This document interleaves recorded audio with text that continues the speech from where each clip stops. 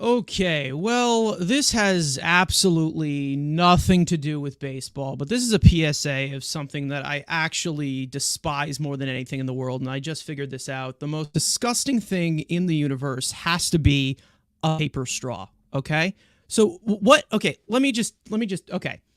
What genius actually said this? They said, hey guys, let's actually save the planet, but it has to come at the cost of people tasting wet paper to create now the oxymoron of the word refreshments, okay? Listen, if you want to cater to the environment, go ahead. If you want to solve the toxic problems with paper, just make Jeff McNeil's contract disappear. That's all I can say. Leave my Pepsi out of this, okay? Mets Weekly Podcast number 58, Mets Padres series recap live at this very moment on YouTube and on X. Let's get this one started. Roll that beautiful intro that we all love.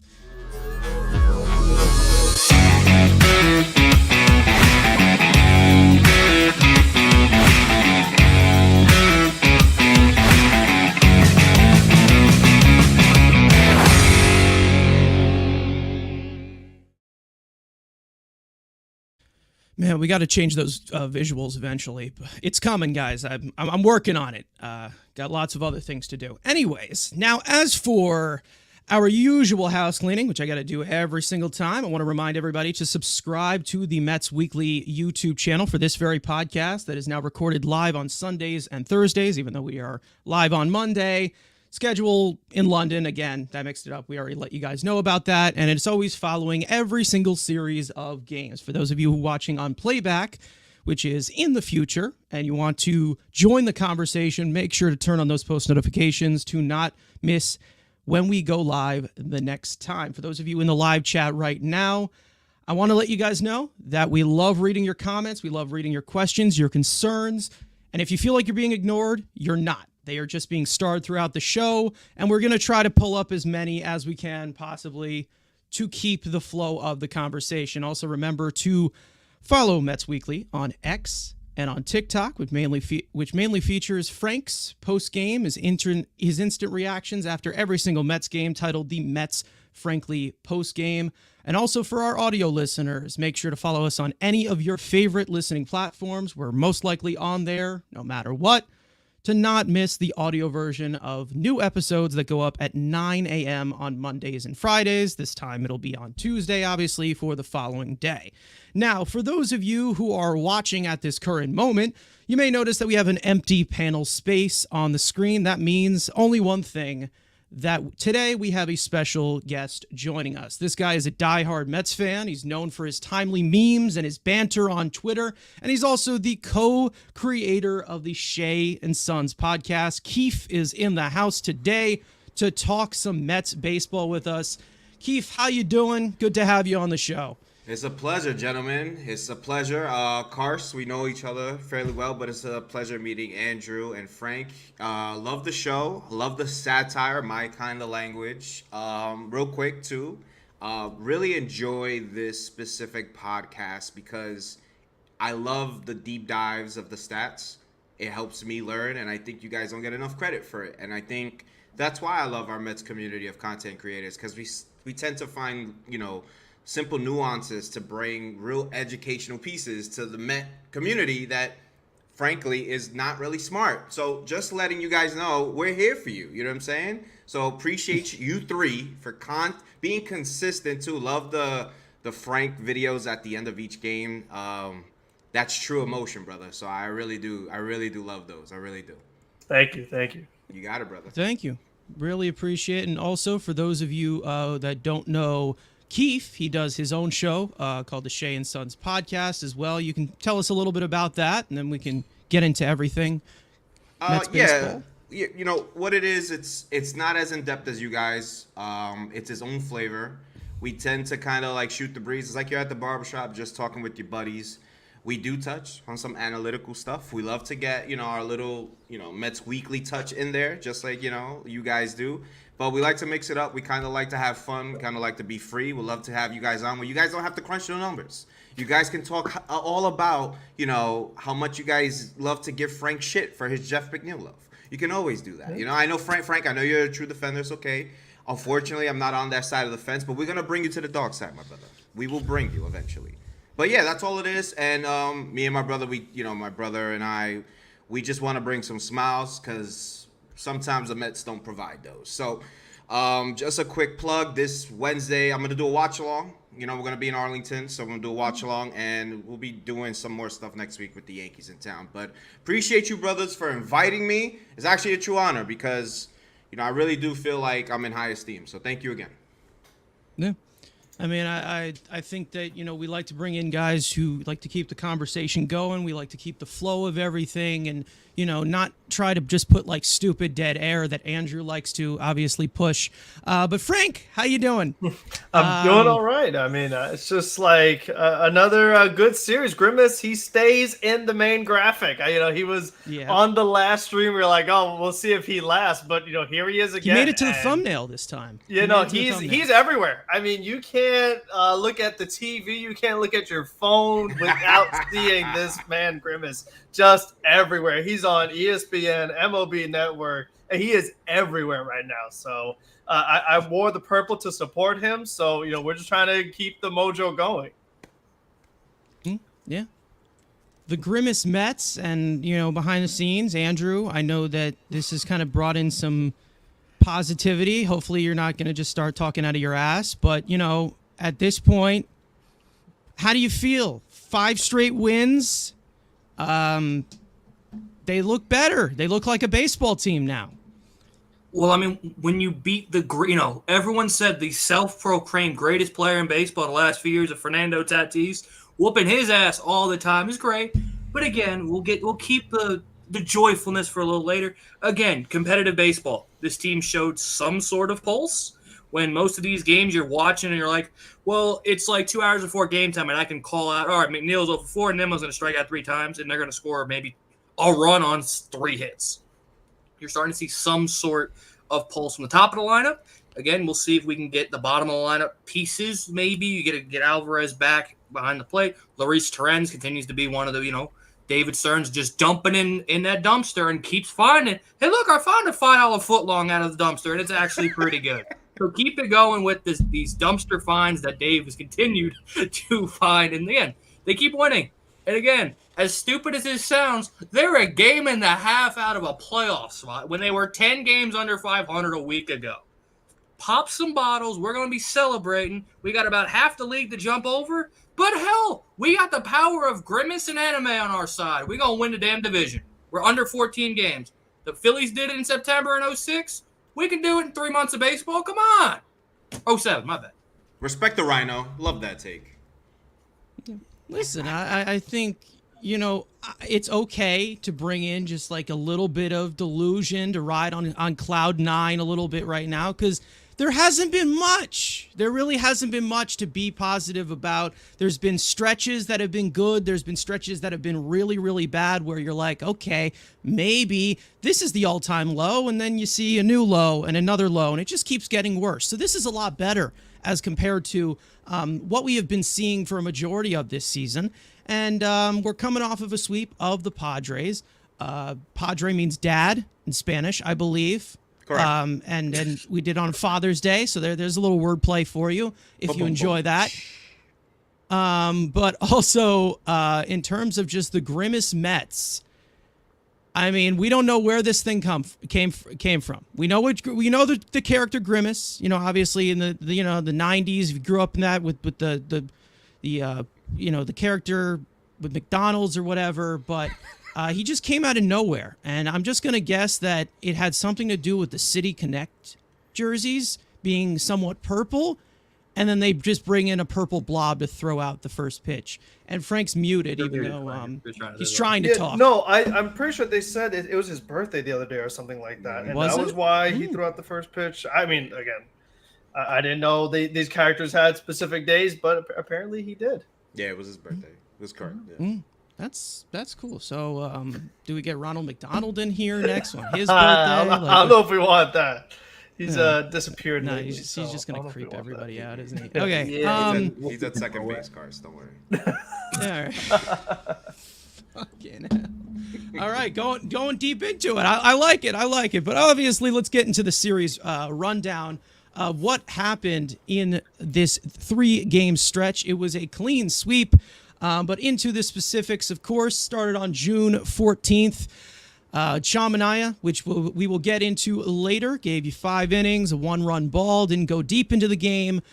Usual strikeout stuff, but a lot of pitches thrown very, very early. JD Martinez, of course, the main headliner with the 2-run double in the 3rd inning. He had a couple of hits from Nimmo, another hit from Marte. But one of the big spotlights, of course, in terms of the morale of the team, in terms of a key component to this team winning and finding consistency, Edwin Diaz recorded his first save in 39 days, which was great. It was encouraging. It's good to have him back here, and hopefully he can continue to build that up and go at least closer to that 2022 consistency. Second game of the series, Jose Quintana had a huge bounce-back start after struggling for a while. 6 innings, 1-run ball, 6 strikeouts, which we have not really seen many times from Jose Quintana, and he pretty much shut down the Padres offense from there. Nimmo had 2 RBIs. He started to get hot a little bit. Another great game from Martinez, of course. 2 home run game with 2 RBIs, 2 solo shots. Lindor also had another extra base hit. Alonso 1 for 5, and pretty much a pretty easy, shall we say, the easiest win out of this entire series. And the Mets took the first 2. And then, of course, the final game of the series, Tyler McGill went 5 innings of 2-run ball. Lots of full counts being driven up towards the end there, so he was not able to give you as much distance. Lindor had a home run. Alonso had a home run in that first inning. 5 RBI day for Alonso. 3-hit game for Nimmo. Another 2-hit game for JD Martinez, who is just possibly the hottest hitter in the entire universe right now. Mark Vientos 1 for 4. We got a little bloop double from Jeff McNeil because that's all he really can provide these days. A solo homer for some insurance from Luis Torrens. You had an RBI double from Bader, who continues to deliver fairly well with runners on base. And the Mets have won 5 straight, 8 of their last 10, and they are in a lot better position as of right now. The main takeaways from this series, I'll go to Frank because I'll let him get everything off his chest because he only can really get like 12 minutes throughout every series until we get on to these lives. So what do you got, Frank? How'd you like it? What'd you like? What'd you not like? Well, what I liked was this is the first time the Mets have swept the San Diego Padres since 2006. So there has to be something said for that. Like, the Padres, yes, they've been disappointing. I still find it crazy that despite the talent that they have, there still are plenty of very nice names on that roster. They still continue to underperform. Whether what's causing that, who knows? I mean, Machado, like, he's not himself right now. He's got a hip thing going on, so he is just not been himself at all. But I just find it very interesting when watching San Diego, how many of these guys do not hustle running to first base. So with Luis Arias, a big double play where he's not running to first. Machado, he said himself, he's not Charlie Hustle. Even Tatis, a guy who has a lot of speed, don't always see him busting down the line. So I just found that very interesting, just kind of watching the disparity with these teams. Lindor, I always see him running hard. Obviously, Nimmo, we know, runs hard. Like, you just see like a different demeanor and just philosophy, which is how these two teams play. And, going up against Dylan Cease on Sunday, he started off, he was struggling and then he got into a groove. But then the Mets were able to get him again. And I thought that was really encouraging, because when you win 2 games against the Marlins and you're not facing the greatest pitchers in the world, it's easy to kind of get like a false sense of security, being like, oh, here we come. We're doing really good now. It's like, oh, but you beat the Marlins. But then when you see it do it against Dylan Cease, you're like, oh, wait a second here. Like, maybe we do have something going on with this new look lineup, new offense. And the big key for me was seeing Brandon Nimmo get it going. I feel like that really just kind of makes everything go, because we've seen Lindor doing really well at that leadoff spot. But with now also JD Martinez swinging a hot bat, you got to get guys on base for him to drive in. So having Lindor on base, having Nimmo on base, it just makes JD do what he's been doing for 100 years now. And that's just, get base hits, drive in runs. That's what he does. You get anything from Alonso. We saw a couple of home runs, and all of a sudden that top 4 looks really nice. Marte, I don't know with him right now. He's such a weird one because he's sitting again today. It's gotten to the point now where they were talking about on the broadcast, his knee is barking and whatever. And it's like, how many times do we have to go through this with the lower half, the knee, the groin, it's always something with him in that lower half. And it's just like, now DJ Stewart gets the start in right field. And a lot of people, even in the chat, are complaining. I saw a lot of people online complaining.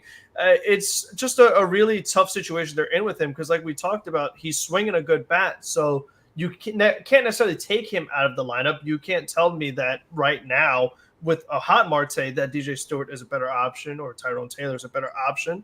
But you just have to decide, like, what are we going to do with him? Because if he's going to play, he has to play right field because of JD Martinez. Like, JD Martinez is your DH. So they really have themselves in a tough situation where it's like he has to play the field, and it's like we're still going to risk it with that bad knee. I'm just very afraid that with Marte is that, we don't know, are they going to trade him? Are they going to keep him? It really depends on how the season plays out. Are they actually in the race by the time the trade deadline comes? And what my fear is that he gets hurt before that. And then they're really, really stuck. And then, they're bad and they have to keep him. That would be worst case scenario. So I still think they've got to figure out what they're doing there. I just think that you can't really do this whole play one day, don't play next day, then play. I mean, it's really all over the place. But again, I'm happy to see Alvarez is back. I mean, I think that's a big key. You've seen the record with him and without him. It's a pretty big difference, especially what he's been doing defensively, which is crazy considering his age as a young catcher. You would think, the defense still needs to grow, it still needs to get better. But he has such a great feel for the game at a young age, which I love. Terrence is still awesome. And then there's obviously the McNeil Iglesias thing. Everyone's talking about that. Iglesias has to play more. We're all in agreement there. But for me, I think just what also really stood out to me was the whole Diekman and Drew Smith thing where they give you a heart attack. And you're like, here we go again. And we're about to have another one of these games where we had a nice big lead and then they blow it. And it becomes like this huge story. But for the offense to then in the bottom half of the 8th inning, really just kick it into gear again and get them back on track and, rest Edwin Diaz, have Showing Foley get the nice, easy save. I just thought that was so big, seeing them make a big rally because the momentum had really shifted. And, when there was a couple runners on base and Drew was struggling that much, going against Tatis, it was terrifying because you've seen it before. You know that Drew Smith was one bad slider, one bad fastball away from, the Padres have the lead. So to see them just kind of continue fighting and kind of pull it off, I just thought that was really nice because we've just seen too many of those games. And I'm glad it wasn't another one of those. And they're just able to finish it off. I mean, that's kind of the things that you need to see. Like, you need to see a lot of guys contributing. You need to see the bullpen looking better with, Nunez and guys like that. More guys in the lineup just stepping up, not just one hot bat, just like seeing a lot of people click at the same time. That's what it's going to take to get them to 500. So those are the things that they just have to continue doing. And then, what I kind of mentioned it in our group chat, but I am a little concerned with a little bit of the lack of depth in Syracuse right now. A lot of major league caliber arms on the injured list. They're kind of stuck with some guys right now in that bullpen. So that's something that is concerning to me, is that I don't know what it's going to take as far as like the whole Diekman Ottavino thing of like, how much damage do you have to see before you make a move there? And you could say the same with McNeil, but I wonder, like, despite their winning, how many struggles do you have to see before you're making another decision? Like, okay, this guy needs to go and we have to call up somebody else. So I'm just kind of curious what the leash is, how much more time all these guys really have on the roster. Yeah, I mean, we'll eventually talk about a possibility in the bullpen that they probably could look at, given the situation that he's gone on, and we'll get into that in a second. But Andrew, what did you think from this series? If you want to give me an expert analysis or give me something stupid. I mean, again, it's going into this series. We thought, okay, we played decent ball. You bring in a team that is better than us standings wise, and to go out and We said, oh, we suck at home. They swept a home series, which when's the last time I felt like they've done that? 2022? Yes, they probably obviously got one last year, but like they've been god-awful at home, and you get to come home against a good team. Yes, they're down a bunch of their starting pitchers. We beat up on Dylan Cease. We make the joke all the time on the show. Oh, if the Mets can barely hit bum pitching, and then you put an ace in front of them, they suck. Well, where the hell has this been? But, we beat it. We beat the knuckle. We outlast the knuckleballer and Waldron, some 10-day contract player in Saturday's game.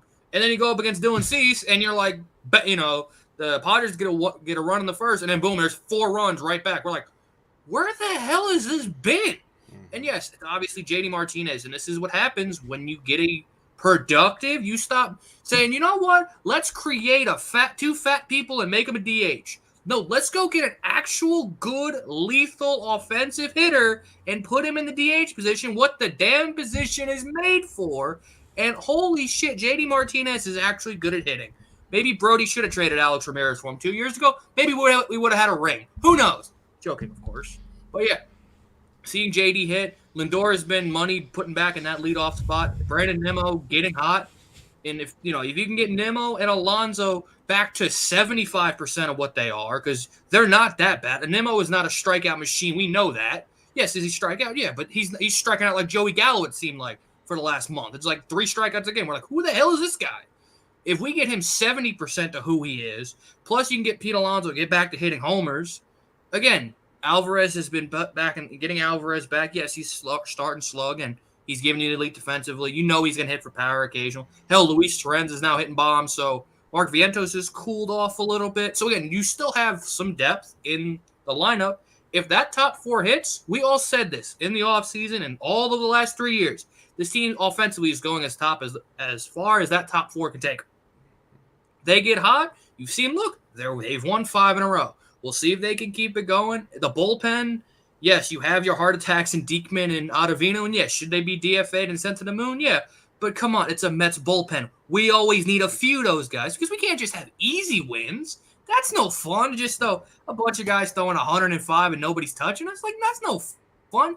You got to, rip some hair. That's why Frank is 90 years old. This is his 7th different wig in his lifetime. He's had to put on his different toupee. So, very again, nice, by the way. Yes.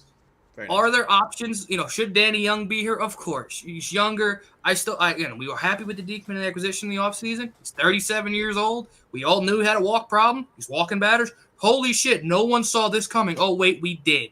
But yeah, should Danny Young be here? Yes. If they keep playing, who knows if this is the bullpen we see after August 1st. If they keep winning, and obviously Reed Garrett, Sean Reed Foley has been amazing. Again, Nunez has been good, and obviously getting Edwin Diaz to, again, 75% of last year, 2 years ago, already makes the bullpen better, and you have a better bridge, arguably, than you did in 2022, having guys like Reed Garrett and Nunez, and potentially, if you add another reliever or two, this team is looking great. Your starting rotation is still the question marks. You're only getting 5 and fly out of the back end. Severino is giving you a few 7 innings, but again, you look at guys like Quintana, Manaea, and McGill. Those are guys you pray, you get on your knees, you say, thank God you gave us 6, because 95% of the time they're giving you 5 and you got to get 4 innings out of your bullpen. That's what you expect out of those guys. And again, the bullpen has stepped up. Would you maybe want, if this team continues to be competitive, maybe you try to add another long man / extra 6th, 7th starter and getting Kodai Senga back. Maybe Hauser's been better lately. He hasn't been batting practice like he was in April. So again, that's a benefit of having him in that back end of the bullpen. But again, they're beating a good team. Me and Carson got shit for saying, holy shit, you swept the Nationals. And everyone was like, holy shit, plan the parade. We didn't give a shit. You swept the Marlins. We didn't really give a shit. This was a team that they didn't sweep the Marlins. Well, 2 they out of lost 3 one of the games. 2 out of 3 games. Sorry, my bad. Feels like my bad. Sorry. But again, this was a series and a team that, okay, kind of where the hell are you? And you coming out thinking, holy shit, maybe we got to burn the farm system. We're trading for Luis Robert and Garrett Crochet. We're add a couple relievers, and we're going to win the damn thing. We're going to be the Diamondbacks last year. Who the hell knows? I just want to say one other quick thing about San Diego is that going into the series, they're one of the very, very few teams in National League that were above 500.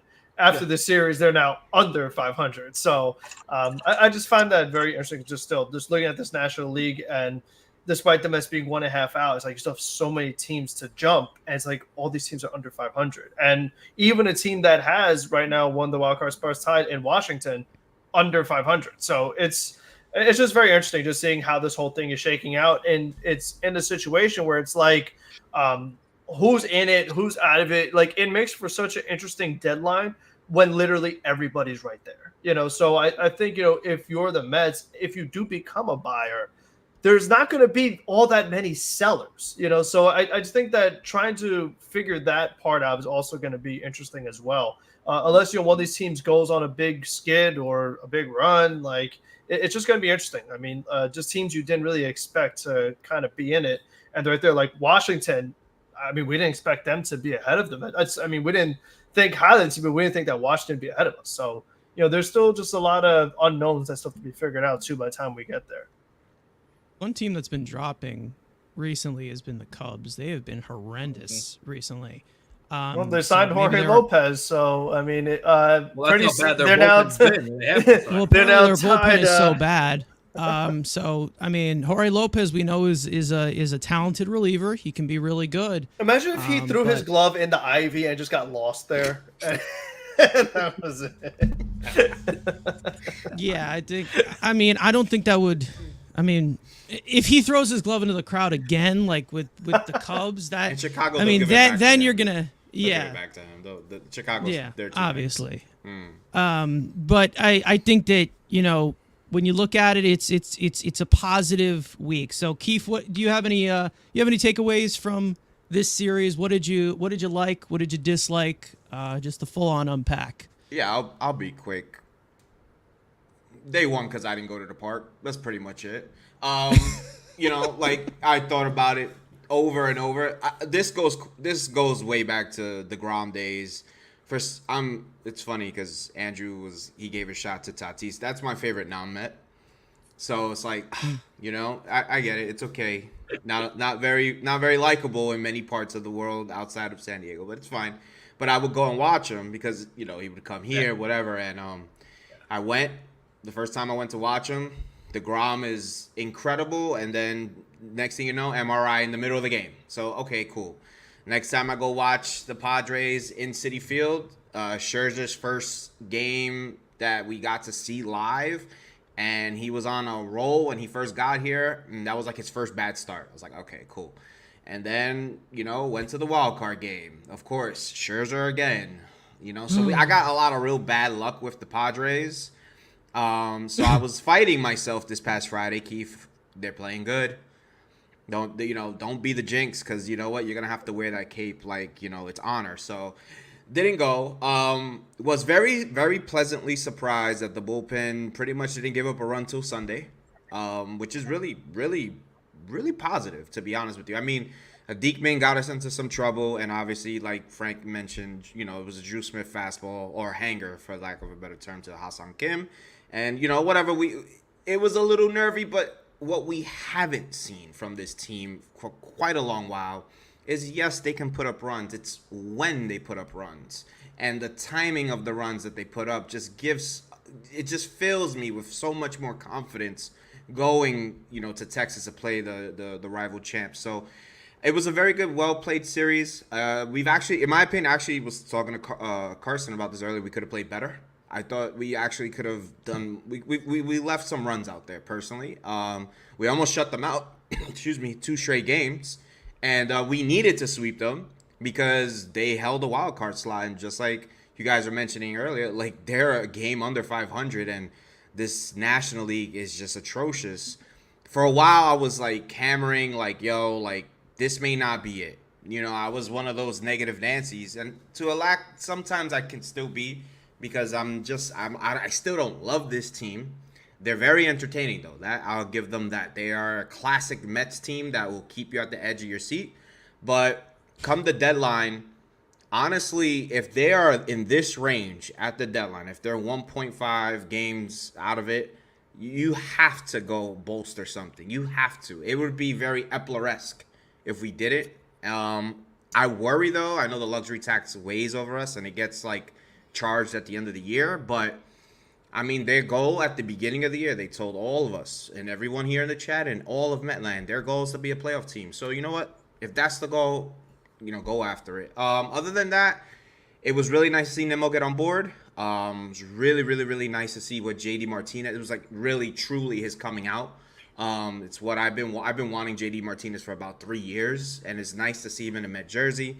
So it's very, very nice to see that protection for Alonso now kind of becomes the protected in a funny way, how that works only in Metland. Lindor, Alonso, they kind of got along, and we'll love to see maybe this week. Hopefully Alvi can kind of get a little going. I know I don't feel like he's 100% healthy.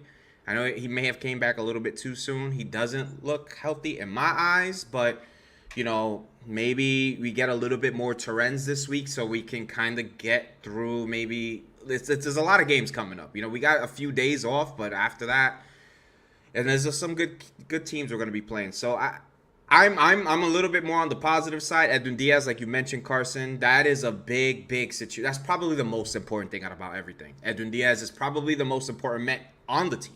So when he performs, honestly, it's funny, you said he got his first save in 39 days. His jersey number is 39. So, typical Met shit. So, but no, I'm positive. I think, and it's funny you mentioned the Cubs, they've been on a free fall just in time for the Mets, right? Good Lord. So, we got Texas. I actually think we can do well in Texas. I think the ball flies in that park and we're swinging a hot bat.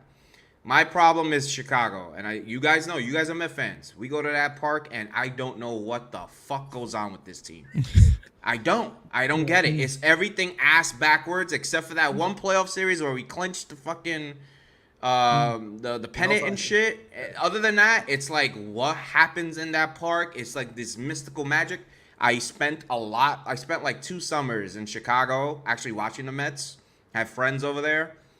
I don't know what it is. The Mets just don't figure out that park for whatever it is. But let's, maybe we're the team to actually finally smash Imanaga. Who knows? But other than that, positive vibes. Even McNeil got a double. You know what I'm saying? So. Yeah, exactly. Yeah. The little things, that's what matters. The little things that piece together the big things. Now, in terms of the 2015 team, I do want to ask you this, obviously, because I need to know. Sure. Speaking of the Padres, were you at that game, the Justin Upton homer in the rain? That turned in that game. Wow, I totally forgot about that. Wow. Yeah. No. That's another bad luck thing, because that was like the lowest part of the season. Then they went to the high, and they never stopped touching the ground. They didn't touch the ground at all. We got a weird after relation. And real quick, my fault, Frank. There's like this weird thing with the Mets and the Padres with season altering moments. I don't know. The DeGrom one, if you go back to 21, I believe, he was on pace to win the MVP, and it was that first MRI on that Friday night where Citi Field was rocking, and the next thing everyone's looking at their phone, he's come out the game in the 5th because he's getting an MRI. Like, what the fuck? And then we blew the division. We were actually leading the division at that point in time. And then, we all know what happened in that wild card series, which I'll die to this day knowing that we were the better team. But it is what it is, man. I don't know. But, that game that you're talking about, no, I was not at that one. No. Yeah, that was a tough one. That was a tough one. That was one of the tough games I think I've ever watched as a Mets fan. What was it? They lost 7-1. They were up 7-1. And then the rain delay in the 9th inning. Yeah, rain delay, and then Familia does his Familia thing, and Frank, what were you gonna? I was gonna say, we talk about low point in the season, and going back to Cubs, Jorge Lopez, that day, when Lopez threw the glove in the crowd, and because we had the stream later that day, it was Karsten and I. And it was a bad day. You know what I mean? The Mets were really just on the free fall. Everyone was just talking about it. They were a laughing stock. Everyone's making jokes about it. This guy's calling them the worst team. Some may think, whatever. But then they had that players meeting. And, we talk about Grimace. We talk about this, that. But since that players meeting, I mean, there is a different feel to the team. They have that new celebration they're doing now when they get the hits, when they do that, back and forth slap thing. They've been talking a lot about on the broadcast, what was discussed. And the thing of what is my game plan going into this game? are my guys going to hold me accountable if I do what I'm saying my approach is going to be? And, you just see a different team out there. And I give a lot of credit to another guy, Jose Iglesias. He's been a big part as well, because if you notice, when the Mets score, the first guy that's standing at the steps, giving them the high fives and embracing them, Jose Iglesias. They said now that when they hit the home run, the song that plays is a song that's recorded by Jose Iglesias. So you're just seeing like a different team. Like, you want to say, like, the vibes are just much more improved. They seem much more relaxed. And you know what? Credit to Lindor for calling that players meeting and being like, now is the time to do it. Because when it got to that point, it was hard to get much worse. You know what I mean? So it was like knowing that was the time to really get everybody on the same page.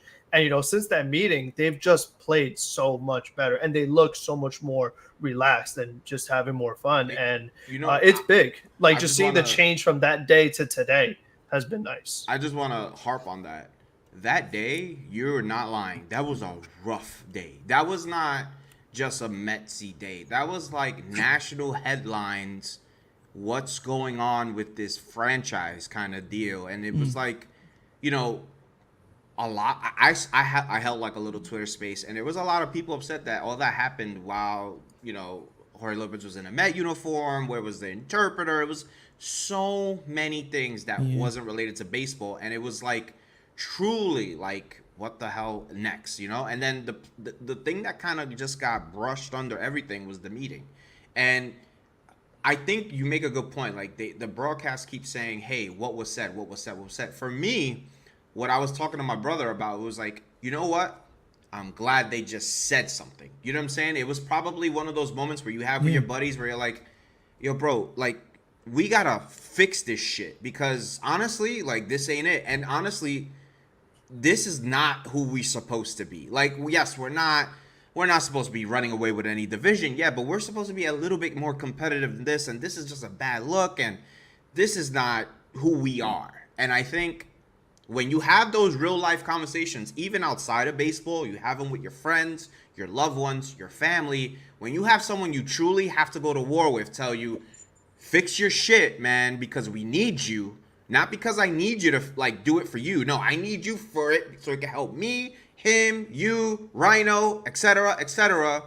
That shit hits home real fast. And the next day, just like Frank was saying, the next day, for whatever reason, they're fielding ground balls at like 11 a.m. They're doing these typical routines that we all did as little leaguers early on. And, I know it's pro ball, but shit like that actually carries over to the next day. So kudos to them. The results have been there. Let it be there for another 3-4 months,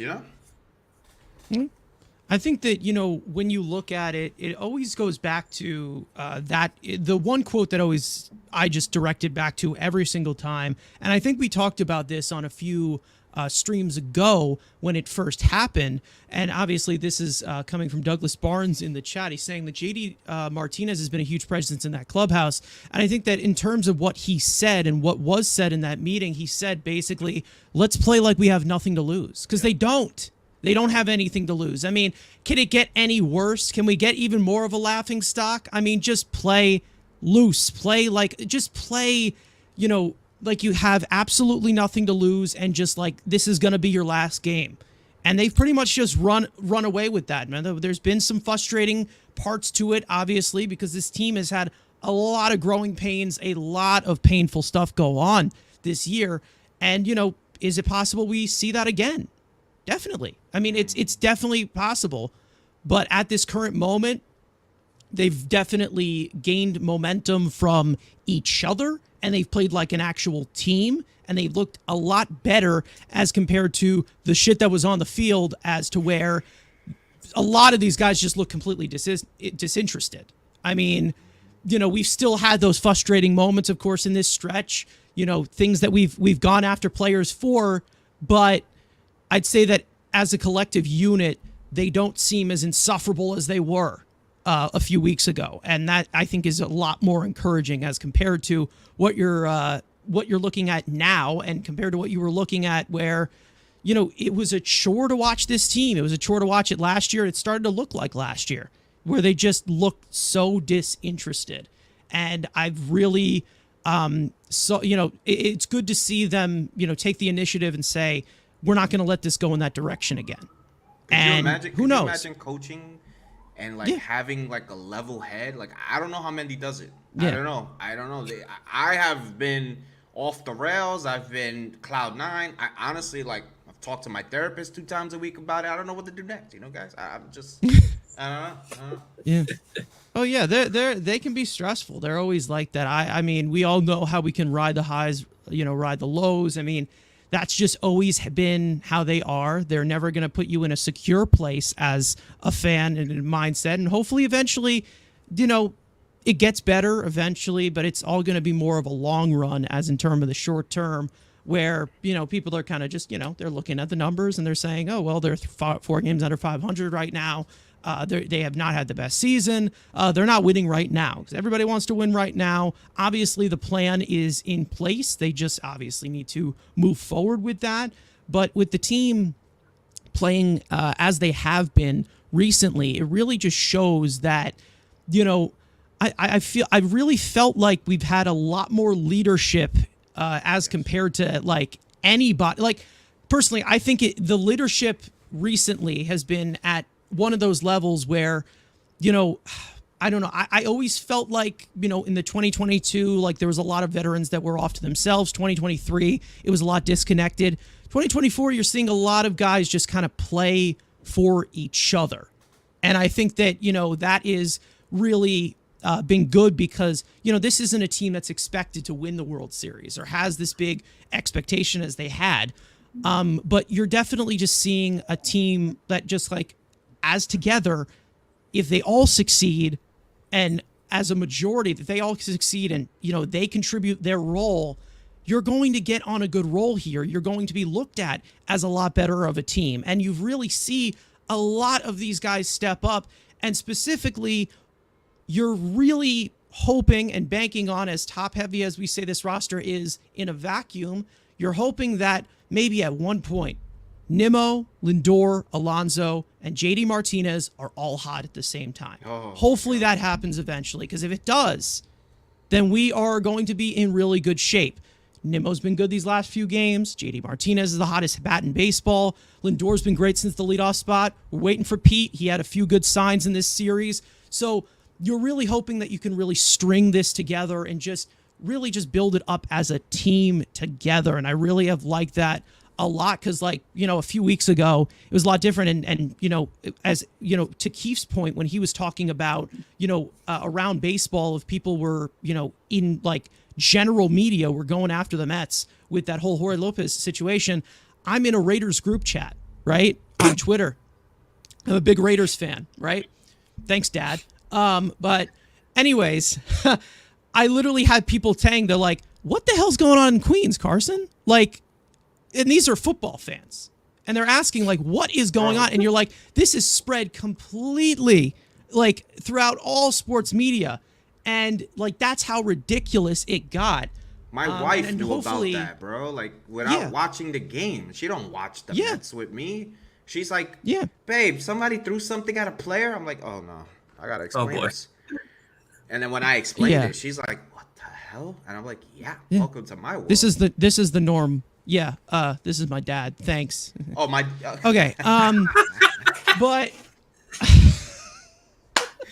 shout out, Dad. Hey, happy Father's Day, Dad. Happy Good job, Dad. Good job. Shout out, Dad. Give Dad love, Cars. Give Dad love. All right. Giving us a gem of a human. And I know Daniel in here. He's also a Raider fan. That's actually my second favorite team. There you go, man. God, you just love pain. Jesus. Oh, yeah. That's why I watch wrestling. Good Lord. Oh, there you go. Oh, my goodness. Well, in terms of, the main guys getting going, I do want to jump into JD Martinez because obviously he has been the hottest bat in the face of the universe these last few weeks. And obviously I want to pop it on here. I mean, I think it's pretty much easy to explain from this title. Everybody can agree, he still got it. JD Martinez. I mean, ever since coming over to the Mets, it started off a little bit slow, but as for recently, the last 15 games, of course, 20 for 72. The 11 walks, 10 extra base hits, 5 of them being home runs, 17 runs batted in, OPS way over 1,000, and of course, the league percentiles, which have been in the top 10%, of course.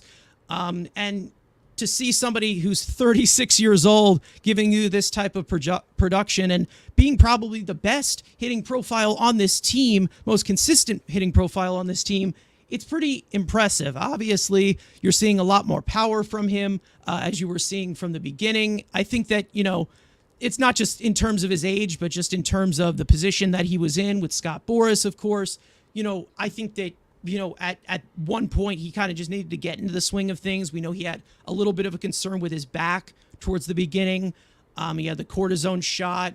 He had to get ramped up, of course. And it kind of makes you think that maybe the Mets should have signed him earlier.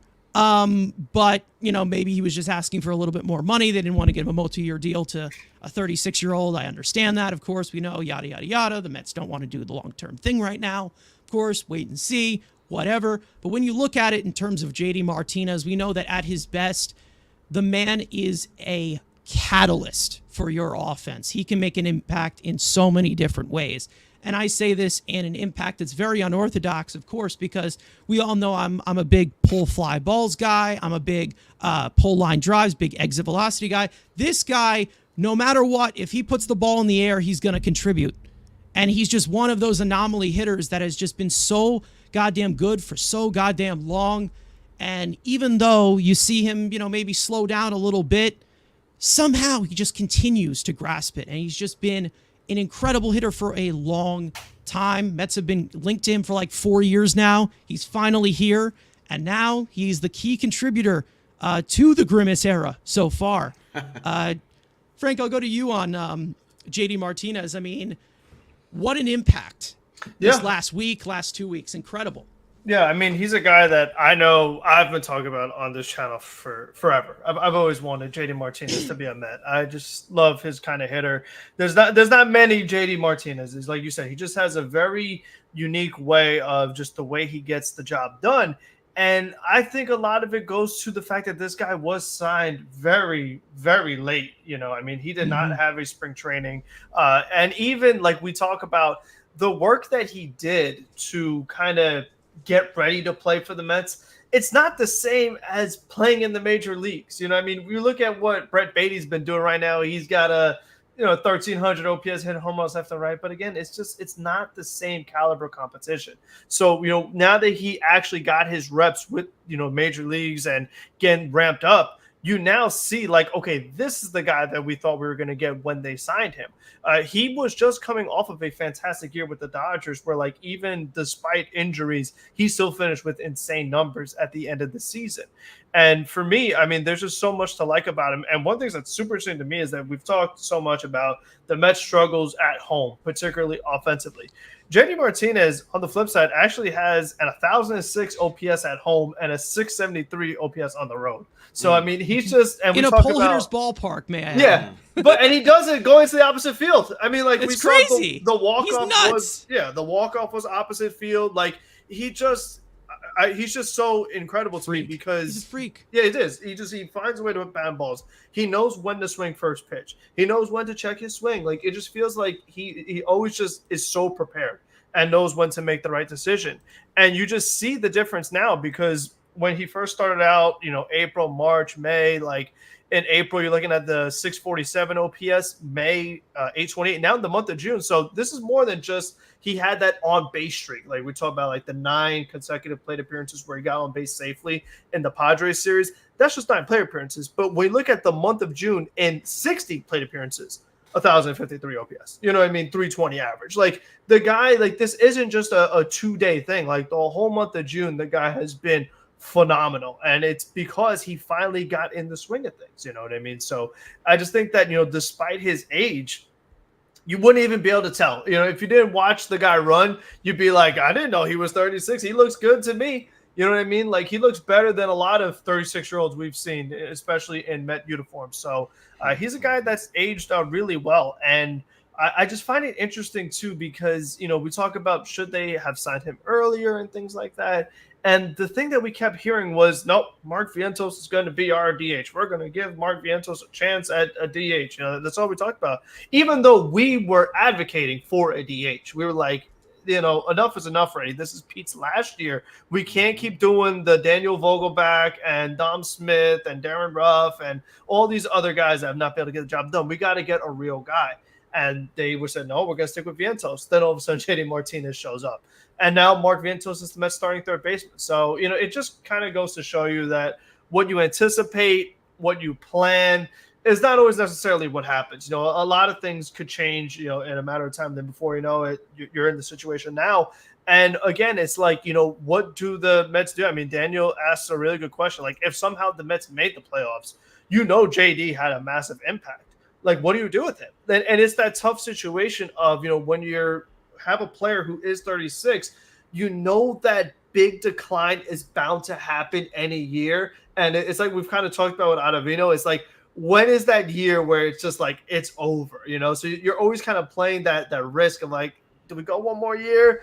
Can we go another year? So like you have to be, I don't know, like as they approach the deadline, if they're in it, they keep him. If they don't, they probably trade him. But I just think kind of figuring out what the future is going to be for him, because he's a guy that's like, again, I just wanted him for so long, and he's a guy that's been able to do it in a Met uniform, which we know is never a guarantee. And like I always say, you got to cherish that. You got to prioritize that, because you can say, oh, well, why would I keep old JD Martinez when I can go get so-and-so? And then so-and-so comes and they can't play in New York. I just feel like when you got a guy, you really have got to kind of keep him and make sure that like they could keep doing this. So I've loved what I've seen, and I just can't say enough good things about the guy. Like he's a mentor, he's a leader. You see him talking to Alonso and stuff like that. Like he just does so much. He's a really awesome guy. Yeah, I mean, you can look at it from like, if you want to look at it like strictly from the numbers, and if you want to look at it from actual like positional value. The fact that JD Martinez wasn't here for like the first month and 2 weeks or something like that, he already has a 1.2 wins above replacement as a DH, right? As a DH, and not to mention that's positional from Fangraphs. So, you're not getting any defense. He doesn't even own a glove right now, right? He tossed his glove out, and he hasn't used it yet. So the fact that you're getting that, and for like the fact that you're looking at it as to where, yeah, he's 36 years old, he's contributing like this. If he did begin the season here, if you're putting this on a 650 plate appearance pace, you're looking at a near 4.5 win season that he's on pace for right now. I mean, as a DH, and the funny part is that the fact that, I mean, what have we had before him? That is just like, that is embarrassing. That is absolutely embarrassing. And the fact that you just have, a designated hitter, just a stalwart at that position now, someone who's had an incredible career, still producing like this, looking like the most, valuable part to this team in a vacuum. I mean, that's incredible. And that's what a good designator can a good designator can do. He's a true master of his craft. Really, he's a very like witty veteran that just understands the locker room. He understands the locker room on the East Coast, and he said it when he signed. He said it was between Oracle Park and Citi Field, and he felt that right field suited him better in Citi Field, and he's literally proving it night in, night out. And I gotta give like Stearns a lot of credit for playing hardball, like kind of going down to the wire. I wanted him earlier too, I did, but to get him at whatever price it is, was it like $4 million, whatever, and to get what we're getting out of a DH is just to your point, Carson. Compare it to our prior DHs, and not to shit on like the likes of Mark Canha or anything like that, but like, going from like Vogelback rough to like Canha DHing here and there, and then now going to this, it's like, wow, like the transformation. I used to say the Mets didn't really understand the position now that the National League has adapted to it, and now, they really want a lot of guys very versatile in the lineup, on the field at all times. But, when you have a guy like this that just understands, who has such a cadence going up to every single at-bat, understands his rhythm, understands his plan. He always has a plan. He's stated it over and over again. And so many Met fans, all of us probably said like this is the type of hitter for the Mets. We don't need another like Alonso we need a guy who can do these things and eventually show some power, timely hitting, and so on and so forth. And like I think it was May 18th. That's the time we put Lindor in the leadoff spot. And since then, JD has an OPS of 929 and a WRC plus of 166. Like that's with having him fourth, then having him third, and I actually felt like third was the perfect place for him because he is the big hitter. He is the big moment hitter, and long may it continue, man. Long may it continue. Yeah, I've enjoyed it as much because I mean, listen, I think that there was obviously speculation with the Mets and JD Martinez for so long. He was always connected. I mean, before that, it was actually Starling Marte who they were always connected to. Let's not forget that. So then they finally get JD Martinez here, and I always will have my concerns about his health. I'll always have the concerns about like kind of keeping him in like kind of that bubble, let's say, that he can just hit and that's it. Because by our luck, of course, you have to be mainly cautious with that. But JD Martinez, there was some concern, of course, with him health wise in 2022 when they were a little bit hesitant to move on from some pieces to get him at the deadline. But there were other pieces out there they should have got instead of what they did. But Andrew, I'll go to you with JD Martinez. We've made it notice what Vogelbach can do, but what about JD Martinez? What can he do? Again, the big level, high leverage, bombed guy. And he carried the offense. Again, we make the joke about, the offense looks great. It was JD Martinez literally hitting a 2-run single, a 2-run double in game 1, and then having the multi-homer game in game 2. Again, having a guy who you can pencil in and say, okay, this is a guy I want in high leverage, and he's going to come through. Because we've had some guys, he's great, when there's no pressure in the world, but then in the biggest moments, these guys, I'm not going to show up. And again, like we said, we got him for $4 million. Yes, the rest of the money's deferred. And, there was a part of even part of me is like, well, we all know this is going to go. He's going to suck, and that $6 million is going to be the new JD Martinez day. But to be able to say, hey, the guy we've begged and kind of were like, get him. He's right there. He makes too much damn sense. Yes, do we wanted a little more versatility with the DH? A guy like Jorge Soler who could have played the outfield? Sure. But JD Martinez was just sitting there. Nobody wanted him. The Giants, because they can never sign anybody. They're going to go out and try to get Juan Soto. They'll get Beck Soto. They gave him an offer, and it was like, hell no, I ain't going to you. He waits out, and the Mets can get him for an equal to what Joey Wendell got. Joey Wendell got $4 million. We're paying JD Martinez $4.5. Again, Stern just waited it out and said, hey, here's a 1-year deal. We'll defer the rest of the money. You'll get it, when Frank's in his 900th millennium living, and you come play for the Mets now. And then, like you said, you had the ability, if he played well and the team sucked, you could do what the Red Sox should. Then you could have flipped him for assets. Now he's carrying the team. And again, it's funny, like Keef said, we all said, he's going to protect Pete Alonso. Now, Alonso's protected him, which is kind of the most funniest part about it. There's still no protection for Pete. But again, he's just come in, is a professional hitter, and puts fear in, again, and with the rare guys in his lineup, they're like, I don't want to see JD Martinez in a big spot. The Mets don't have that. You can face Brandon Nimmo. He's white. He's pretty basic. Lindor, you have only a couple guys in this lineup who you can put fear in the pitcher. It's Alonso, maybe Lindor, and JD Martinez. What? Am I not speaking facts? Come on. But again, it's just another guy the pitcher has to worry about in a lineup that doesn't have a lot of them. And you've seen the difference that he can put on the field, in this series. And we hope going out to, the rodeo out in Texas keeps it going. I think he's been a big impact on Vientos, too. I think huge. Big mentor figure for him. But Carson, please vent. No. I mean, when I look at it in terms of, just everything that we've had since this DH position was implemented throughout the entire league, I mean, it's obviously a breath of fresh air. I think that, you've always really had that one player that's accustomed to one result. back when, did Tony Gwynn get a hit today? He usually does. Right now, I'm like, did JD get an extra base hit? Because he's doing this every single day. That's what I love, because obviously with the one base outcomes, of course, that has come through with this team and how they are, when I look at it in terms of the extra base hits, it doesn't matter because JD Martinez, he's slow as dirt and he's 36 years old, but he's getting to second base pretty much like once every four ABs out there. And he's setting up more offense. He's not setting up the double play as much as a lot of these guys do.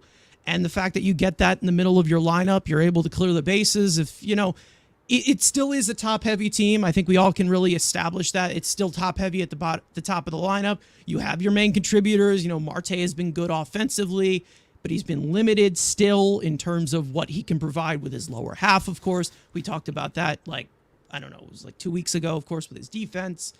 But I think that in terms of the lineup, if you can get guys at the top going, it's obvious, of course, I'm the big numbers guy, but hitting can be contagious. We know how that you can continue to, ride the hot hand and, the offense can just spread out the way that it does. I mean, obviously, we've had some good contributors from the bottom of the lineup, too. Let's not forget, Harrison Bader's been really good as well.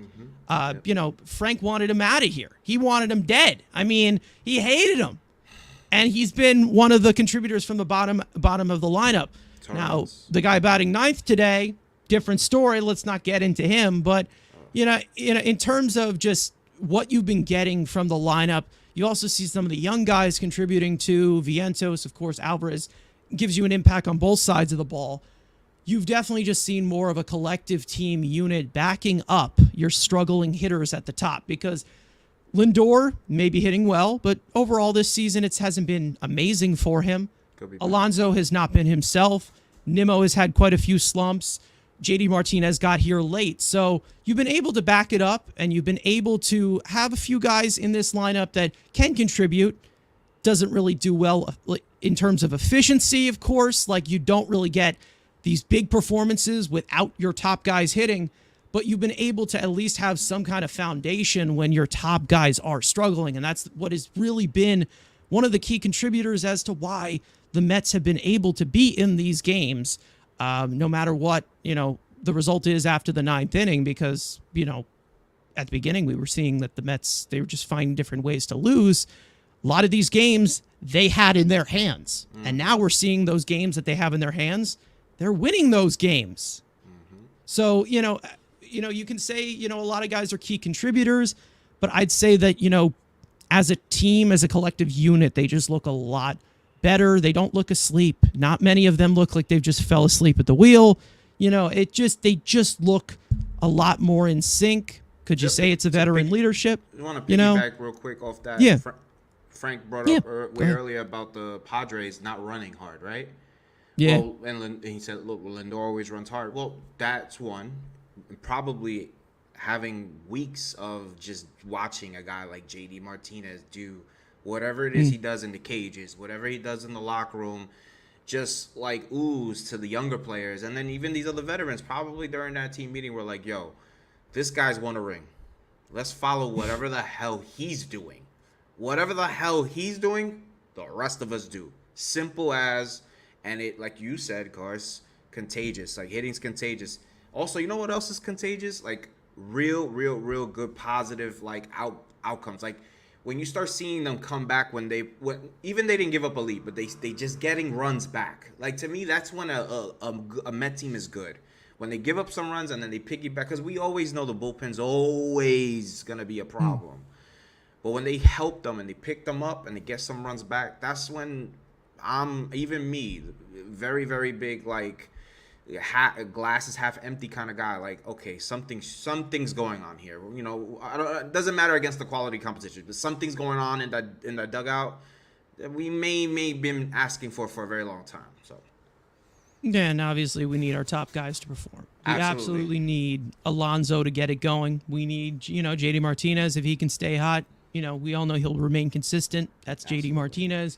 Lindor, we know he's had his streaks before where he's looked lost. He's had these streaks where he's, you can't get him out. Right now he's hitting well. Nimmo, we need to see him start that up. I'm gonna put a linchpin in Alvarez. Obviously, he still needs to get back here. I have my hitting concerns with him, but he's still so young. Like it's gonna continue to get better, in my opinion. But I think that it's just when you can have 9 competitive hitters, in terms of 9 competitive hitters that don't just completely give up, it makes a lot of a difference. And again, like we've said, it's very contagious in the way a lot of the Mets do this, because like we've said, a lot of table setting is in this lineup, a lot of non-stolen base threats. There's been a lot of conservative Mets play that goes on where they're just falling asleep at the wheel and they're not taking that initiative to manufacture a run or manufacture offense. There's been times when that's happened. And, I think that, usually what I've seen so far, you usually get like that one guy to start the spark, and then it continues to go. Obviously, they've had their struggles with runners in scoring position. Now, Pete Alonso is one of the main culprits of that, which we obviously need to see him do better. But, then there's this guy who's great with runners in scoring position, and JD Martinez, who's been even with all that, like big catalyst. Yeah. Even with all that, Grimace, hello. let's we're totally ignoring the purple thunderbolt of lightning that is the butt plug that we needed in this team. So shout out Grimace, man.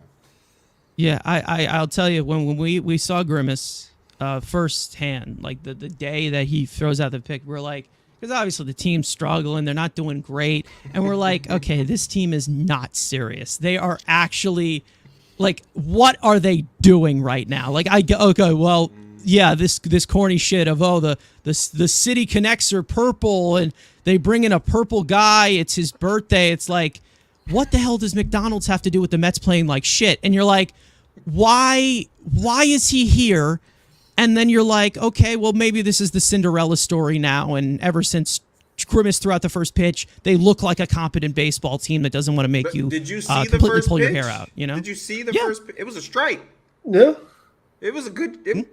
That was the. It was sign, better than Cars. 50 Cent. And considering the costume too, there wasn't much range of motion. Like they literally had to launch it like this. Like they had a shot put it. We're breaking over. down the mechanics of Grimace. Yeah. I mean, it was better than Drew Smith. Good lord. Yeah, listen, you just made tons of friends here with the Drew Smith comment, but I can say, I mean, in terms of that, I posted the thing on Twitter with Grimace. Of course, I mean, he got McNeil to fly out to left. That was impressive. That's funny.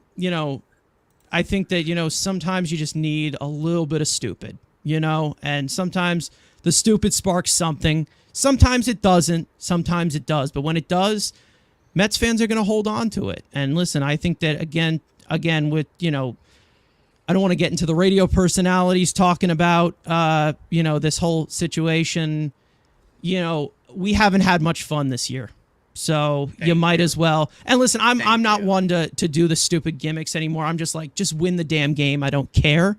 But like, at the end of the day, it's Grimace, man. He's purple. He's got a fucked up face. Like it's like, it's very whatever, I mean, and it's better than the guy in the crop tops and booty shorts, jacked out of his mind. So, Donnie Stevenson. Whatever the hell, fucking secret. Yeah, that I thought was pretty stupid. That was pretty stupid. That was corny. Yeah.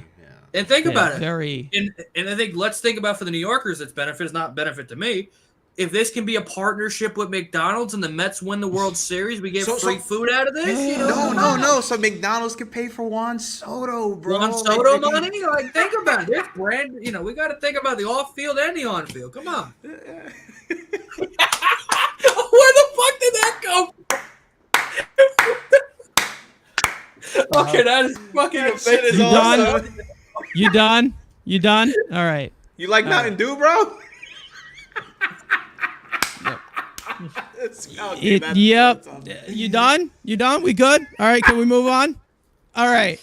Oh man, y'all killing me. All right. Anyways, now speaking of other key parts to this team, obviously the starting pitching has always come into question because the volume has been a problem. But the main guy who has had this issue has been Sean Manaea. Now, Sean Manaea, when they picked him up, of course, we know that he worked with Driveline a lot. He perfected his stuff. A lot of swing and miss stuff now. He's a big strikeout lefty. Always has been, but he was able to kind of refine that a little bit. But the pitch count has gotten really high recently in a lot of games and throughout the entire season. And I want to pop up, obviously, what has been going on with Sean Manaea in terms of his game logs of what's been going on here. Everything in red has been a non-quality start of volume, of course, because you need like 3 earned runs. But everything else was a quality start, of course, with that game against Detroit, his debut as a Met, against St. Louis, and of course, against the Phillies as well. But other than that, we have not really seen him throw a pitch in the 6th inning or get out of the 6th inning. We also have not really seen him. I don't think he's thrown a single pitch in the 7th inning. I mean, maybe they brought him out for the 7th inning. He didn't get an out, but we just have not seen any of that volume that we all know that Manaea kind of has always struggled with. But we've had quite a few 3-inning outings, 5 innings, where he's laboring the bullpen after somebody before him went 5 innings. So there has been a trouble to get to kind of, remain in the game for a while. The pitch count has just continued to get high, of course. And this did happen in San Francisco last year in terms of the volume. And of course, the Mets do have a lot better pitching depth in terms of this. And also in this is game score version 2. For those of you who are looking at the right, that is Bill James scoring, of course, with how he scores the games. It's basically you get like a point for an outcome, whatever. But it's a good way to obviously, calculate volume of a starting pitcher. But when you look at Sean Manaea, and I think I'm just going to ask this straight up as a main question because I don't think this is really that big of a topic because I think he's been a quality major league pitcher for us throughout this year. But with Sean Manaea in terms of the volume, we've seen this happen before. Christian Scott's sitting in AAA. Jose Buto's sitting in AAA. Of course, you don't know what's going to go on with Senga, but if this continues, would you guys see a possibility where you move Sean Manaea to the bullpen and you call somebody else up? Because again, yes, Hauser is one of those guys, but also Manaea, bigger strikeout pitcher, you could get that value from. And Andrew, I'll talk to you on this one because Sean Manaea, his lack of volume, we need innings, and we're not really getting it from him. Even though he's still been good, he's been solid. Yeah, I mean, you look at what he's been the last few, and obviously you talk about the time in San Francisco. He was a starter the first half of the year, turned into a reliever the second half. You look at when he was in San Diego, their playoff run. He was coming out of their pen. He wasn't starting. Obviously he gave up the homer to Hoskins, and yes, in that playoff run they moved him to the bullpen. So we kind of know he's not going to be a guy that's going to give you great length. He might give you good, quality stuff. That short amount of time that he is. And again, we're playing, let's keep the positivity going. Let's say this continues. And again, maybe we get Christian Scott back up here full time. Maybe we add a starting pitcher at the deadline. It doesn't have to be an ace, but let's say you add it. You have that ability. Maybe you don't have to trade for a reliever if you could shift Manaea to that pen. And yes, we have Jose Buto and Christian Scott who should be here on the big league roster because, just get a little younger. Yes, Quintana pitch better with Alvarez behind the plate. But even Manaea, again, you have that ability that, yes, he can be a reliever if need be. But again, what he is kind of, it's been the last few years. He's been maybe a 5, maybe, and yes, he hasn't finished the 6th inning. But when you have at least the quality of stuff you can shift that to the bullpen. And if this team is going to continue to be competitive and they do add something, it is a nice weapon to have come, September when it's getting good. Maybe you need that second lefty because obviously Brooks Raley's dead. We all think, we want to kill Jake Diekman. You don't really have a lefty in the pen. Obviously, you have Young that maybe you bring him up, but, down the stretch, if you make Manaea a reliever, you have a secondary lefty back in the pen with his stuff is not a bad idea. But again, I think right now you're going to keep, if you're just keeping it to reality of that this team isn't, full on buying, I'm keeping him to the rotation for a couple times through. Again, Senga, we'll see if it's going to look like post All-Star breaks. You're already looking a month ahead at the earliest, so you already have a few times through the rotation.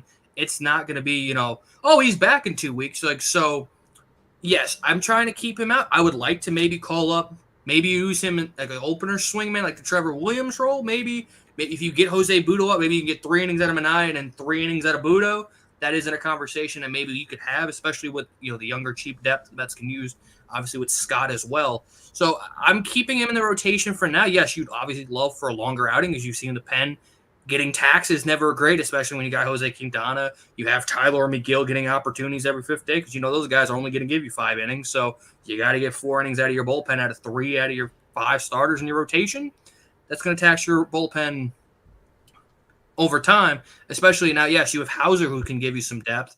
If you maybe add another starting pitcher who can come out of that pen, can maybe eat up some of those innings compared to, going to a, Sean Reed Foley or, Danelle Nunez, maybe the option is, hey, if you bring one of those younger arms up, you can, tag team them where it's like, okay, you get 3, you give me 3, and then you can give it to the big high leverage arms to kind of bridge that gap instead of like, let's say we're keeping an eye in. We're not going to add that extra long man, spot starter guy. And we're going to continue to burn Nunez and other Alex Young in those kind of middle innings of the game before you can get to those high leverage arms. And again, you're burning those guys out. So it isn't maybe a conversation of just Manaea, but on the fact that you maybe need to bring the youth back up just to, kind of opener swing man the way to help save the rest of the bullpen.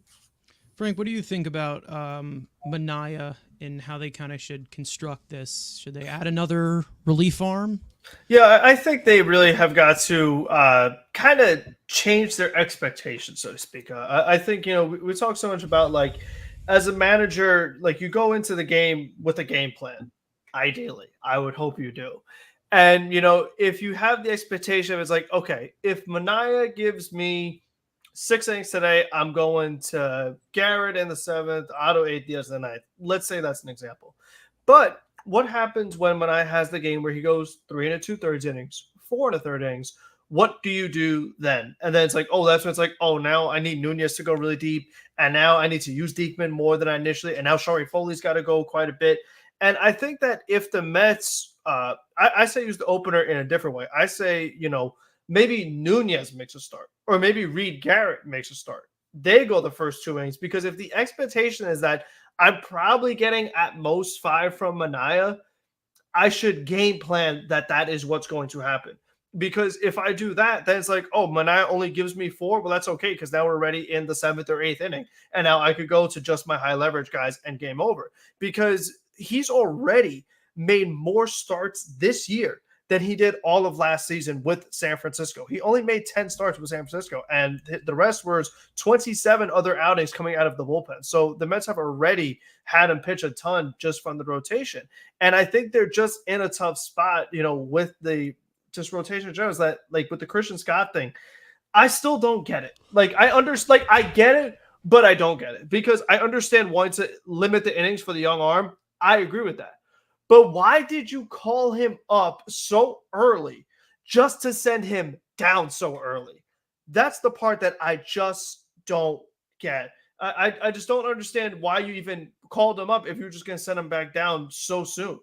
I don't understand what the point of that was. How does he actually truly develop and actually adjust to major league hitting if he's going majors, minors, majors, minors? Like, that just doesn't. That's not the way I would handle it. So it's like, if we are going to call Christian Scott up, which we should, it's just, okay, that would help us out, because, like, or at least we have another starting pitching arm. And that, if you were to move Sean Manaea to the bullpen, that's much easier to do, because you have another guy in the rotation. I've been talking about, I think Jose Butto already deserved a chance over Jose Quintana. And I don't want to just let the one finally good start that Quintana had just be like, okay, never mind, we're all good. Quintana can stay. You're here for the rest of the year. Not necessarily. I mean, I don't want to just ignore all the other bad outings that this guy has consistently had. So, I think, like Andrew says, that having these other young arms here, that definitely would make things a lot easier. We've talked a lot about perhaps a 6-man rotation. How would that kind of affect the way the pitching goes? And I think that, if they wanted to make Manaea a reliever, I'm good with that. I think that, the left-handed thing definitely plays his advantage, obviously. but also his pitch mix does profile well as a reliever with the adjustments that he's made, with the uptick in velocity, with the sweeper that he has. There is a potential to make a good reliever. And another one of these relievers that can go multiple innings, which is necessary if Jose Quintana is staying in the rotation and only giving you a few innings. It's like, okay, but we need more guys like Adrian Hauser who can go multiple innings, like, with Sean Foley, Ken Nunez. Like, if you have a bunch of more guys that can go multiple innings, then you don't need to use so many guys all in the same day, and you end up overworking relievers that, now Danny Young had to pitch 3 out of 4 days and he warmed up the other day. Like, you don't find yourself in that situation as frequently. So I think that, in my opinion, if they had the health and everything to do it, just going in with the expectation of not expecting Manaea to go deep into the game and just being like, okay, well, we have a game plan that if they have an opener, then I go Manaea. Now I can just go high leverage. I just think that makes things so much more simpler and not having to push Manaea so much. This is a guy that, he spent time as a reliever. You always worry about the arms and previous injuries and things like that. I don't love that he's been the guy who has gone over 100 pitches multiple times. I think that's very risky. I think that, I just don't think he's that kind of guy. I just don't think that his career, he's been that guy that goes, 105 pitches and things like that. I just feel like he's a guy that they've pushed maybe some more other guys. I mean, Severino, they pushed him a little bit too. But other than that, it's like you don't really see the other guys make it that far because they've given up too many runs where you can't keep him in the game. So, like, to your point, Carson, is that, like, he hasn't been awful in the sense where it's like he's giving up 7 runs or 6 runs and you got to pull him out. But it's still just like those at-bats of, okay, it's a lot of pitches. It's a lot of batters that he's faced that it just leads to those elevated pitch counts very early into the game. And, there's so much talk about, third time through the order and things like that. Again, you use an opener or whatever, and then you don't have to worry about that as much. It's like he could just kind of approach the game differently. If he wants to go harder on the velo, he could do that because there's not the expectation that, we need him to throw 90 pitches. So I think just kind of going in with a more specific game plan of not so much a hope of like, well, what happens if blah, blah, blah. Like, I think if you just go like, this is what I'm expecting, I just think it would make things a lot easier for them to manage.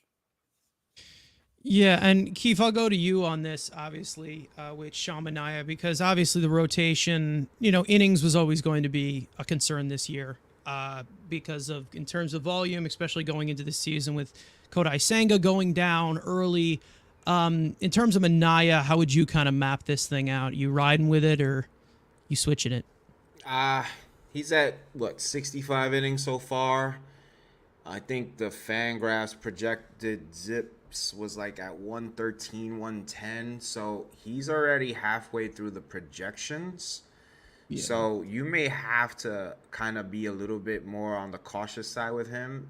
It makes a good point, Frank. He did go over 100 pitches a few times. It's kind of like something you want to see with a guy who has. How many times did he actually? Hold on.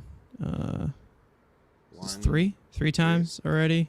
Yeah. He's hovering to 100. Yeah, I mean, and he's at 95. Like there was a 92 in there. Like he's most of the time it's up there. That's a lot of workload for a 5-inning pitcher, and that's a lot of stress. Those high innings, like that's just, I know they're getting by. I think they have a set point.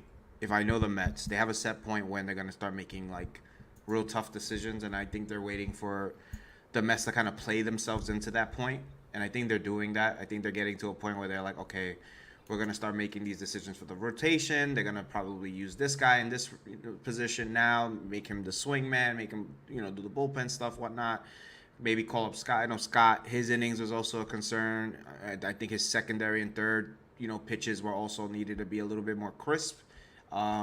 He's getting there. I truly believe in Scott, but they probably are just, being extra cautious.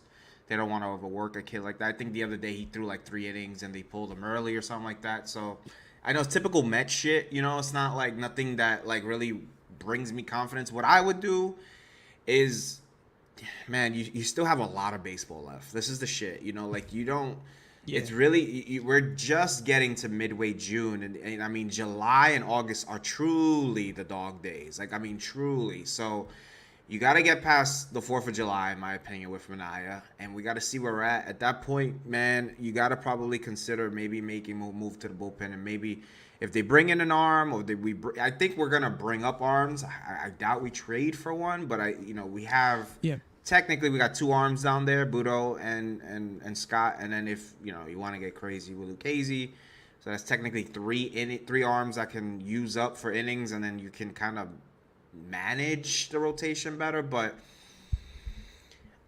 the thing about Manaea is that like there's a lot of games where like 3 innings you're like, oh shit, he's gonna give a 7, and then that 4th inning it's like, what the hell? Like the England game, that was one. Yeah. The game against the Diamondbacks, he was cruising. He had like 10 strikeouts, but gave up a grand slam, 1 bad swing, and it's like he's really, really an enigma of his own success and own failures in some ways, because his numbers are never gonna like look at what we see because we watch him all the time. I think to protect him, they're gonna have to kind of back end him with maybe another starter at some point. Yeah, I mean, I've looked at this from a different angle in terms of Manaea, because Manaea has really been, obviously he's flip-flop between the reliever position, but I think that when you look at it in terms of the Mets bullpen, I'd really like to see the Mets have 2 long men in there because of just the lack of volume. You really typically, you're like going into this like, okay, it's regular for us to get 5 from our starter. So you're going to have to get like that collective effort from the bullpen, and, to have 4 arms after 5 innings do so well, it's really hard. It's a house of cards, obviously. They need to perform. They're more overworked, of course. I mean, if you want to blame Mendoza, go ahead and blame Mendoza, but I mean, for what he's been handed, it's really, really hard in order to piece these things together, basically running on fumes at this point, being down your closer for so much, and then, of course, having no Raley, then losing Jorge Lopez, of course. I think when you need to have 2 long men in the bullpen, I look at it as the 2 long men in the bullpen right now are Adrian Hauser and then Sean Reed-Foley, who we know can give you multiple innings. Sean Reed-Foley's coming off of Tommy John surgery, obviously, and I kind of want to see him be a 1-inning guy because, again, he has gotten about 20 outings already this year. I don't believe he started on the opening day roster. So when he was, did he start on the opening? It was Tonkin and Ramirez, right? Yeah, for like the second. Yeah, it's because of the option. 2. Yeah. So he was optioned, obviously. I think he had like some kind of injury concern towards the end of spring training that kind of slowed him down there a little bit. But Sean Reed-Foley, in my opinion, has proven that he can get a bigger role than just long relief. I think that, and obviously he's shown that he can give you the 8th, he can give you the 7th, he can give you that. I understand Sean Reed-Foley, sometimes he's got the walk issues, I get it. But with, the type of stuff that he obviously has, he likes to attack hitters. And we all know the nibbling on this team, it can be just really frustrating to watch. It's gotten better, but it's still an issue. So in terms of Sean Reed-Foley, I'd like to see him in middle relief. If you see him in the 7th or the 8th, that's fine. If you're short an arm in the bullpen, of course. But having somebody like Sean Reed-Foley go into those kinds of roles where, he's a 1-inning guy coming off of Tommy John surgery. We don't want to kill him. He's had injury history in the past. Then you also have Sean Manaea, who has had volume issues, of course, but he's been a reliever before. He's been in that sort of, where not in terms of Hauser, because Manaea has been better as a starter in his career, but Hauser has been incredible as a reliever. Manaea has been really good as a reliever in those short little samples he's had. So if you want to, again, give Sean Reed-Foley a bigger role, because I think he's been great this year, then you wouldn't have to obviously gas out Nunez or Reed Garrett, because I feel like, we've talked about Nunez and Garrett, 2 of the biggest surprises this year. They've been great for us in this bullpen. Sean Reed-Foley's been great as well, and I think nobody has really talked about that much. I know Andrew doesn't want to confirm that, but when you look at it in terms of kind of narrowing the odd man out here, I think, the move that I would make if you're going to make a move with Manaea in terms of his volume issues, you cut Diekman out of here. Diekman's got to go because he's been playing on thin ice recently. you move Manaea to the bullpen, then you call up either if it's Scott or Budo. I would call up Scott mainly just because I want him to get more major league experience. But if it's Budo, that's fine. Or you can call both of them up and send off Diekman and maybe send off Ottavino as well. I would like to see them send him off there. Then you bring up 2 starters, a 6-man rotation, get all those innings out of there. No volume issues, and you have emergencies for every emergency, right, Frank? That's basically what we want. Anything else you guys want to add with this pitching staff? Because, of course, it's just been hard to piece things together. It really has been. That what you just painted is, I think, the fallback plan if nothing goes the way they want during the deadline. I think that is exactly what happens step by step. And I think they just go what they got at that point. Whether they sell or buy, if nothing comes to fruition, I believe that is the actual plan. I think that's the easiest way to transition to anything. Because at that point, then Ottavino and Diekman, if they're cut or outright, whatever, some team who didn't want to overpay for a reliever can just go get one of those guys and gamble and do the whole bullshit with Tompkin did with the Yankees, blah, blah, blah, whatever. Yohan Ramirez with Dodgers, whatever. So I think that is, in all likelihood, the more realistic scenario, unless the Mets win the next 5, 6, 7 games in a row and actually are a wild card holder, then they really can sit here and say, oh shit, we have to go we have to reevaluate the roster and maybe bolster what we can and move forward towards the playoff push. Yeah, I think that, in terms of the minor leagues, they have the AAA depth in order to where they can actually rotate these guys in and out, and you're not just kind of running on the 26 to 26 like we like to talk about, where this guy gets hurt, this guy doesn't do well, he hasn't been as effective, we're relying on him too much, and then everything explodes, and then you bring in some bum from AAA who is, when he gets on the Citi Field mound, he looks like he can't even, comprehend that he's even there, like his mind's somewhere else, and that's how bad it looks, where you're just bringing in a lot of these relievers.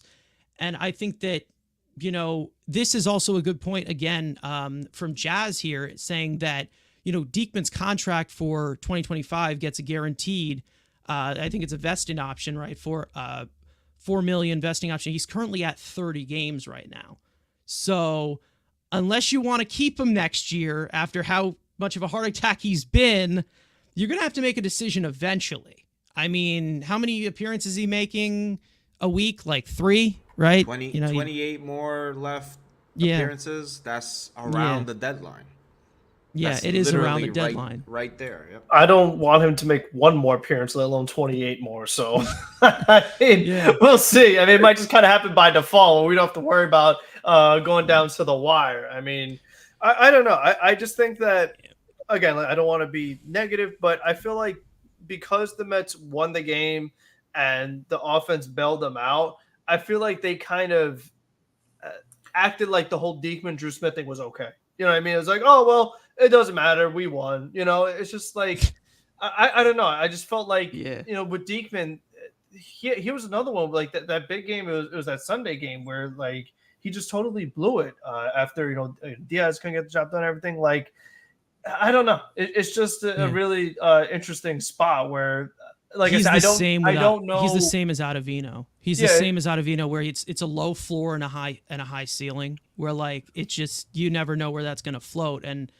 you've seen the low floor a lot recently, and because I just don't know what they have to see to be like, okay, now is the time. Like we just can't take it. Like what again? Like how many more games does it have to be? Is it 1 more game? Is it 10 more games? Like how many more times do you have to see the guy just not get the job done to be like, okay, we need to make a move here? Yeah, I'm really tired of, this guy's struggling as a reliever.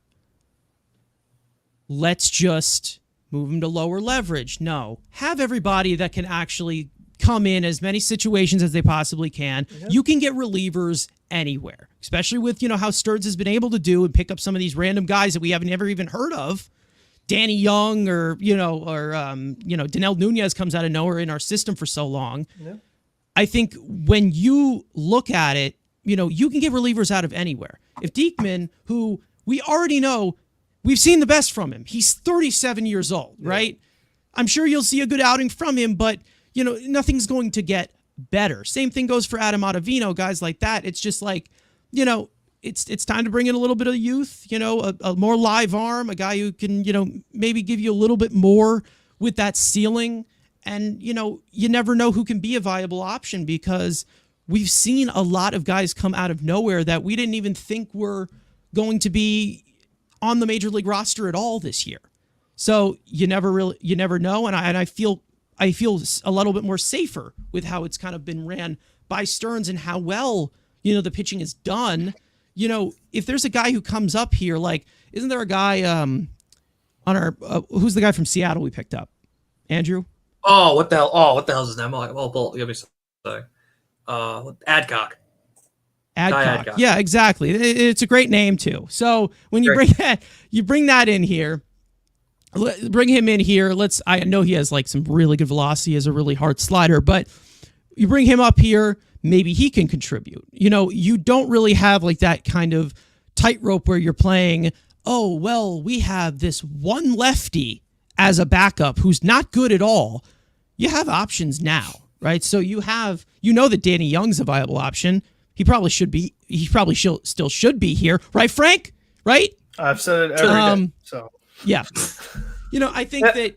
And, one more thing with Manaea, too. I mean, we talk about Diekman's contract, but with Manaea, if you move him to the bullpen, he does have that player option next year. So I wonder, like, how they're going to approach that of like, okay. He wants to be a starter. We know he does. Exactly. It's like you're paying him starter money. That's kind of the other thing is that, like, okay, well, if the Mets are rebuilding next year and he opts in, are you just going to leave him in the rotation next year and just kind of is what it is? Or, I think, that's kind of the other piece they have to decide is like, and even when you're evaluating the value as far as like we talk about showcasing and things like that too, of like if the Mets are out of it and you do want to move on from him, like another team is going to obviously pay more for him as a starter than they would for a reliever. So there's also that part of it too, as far as like we talk about having these outs with a lot of the short-term deals they made in the offseason.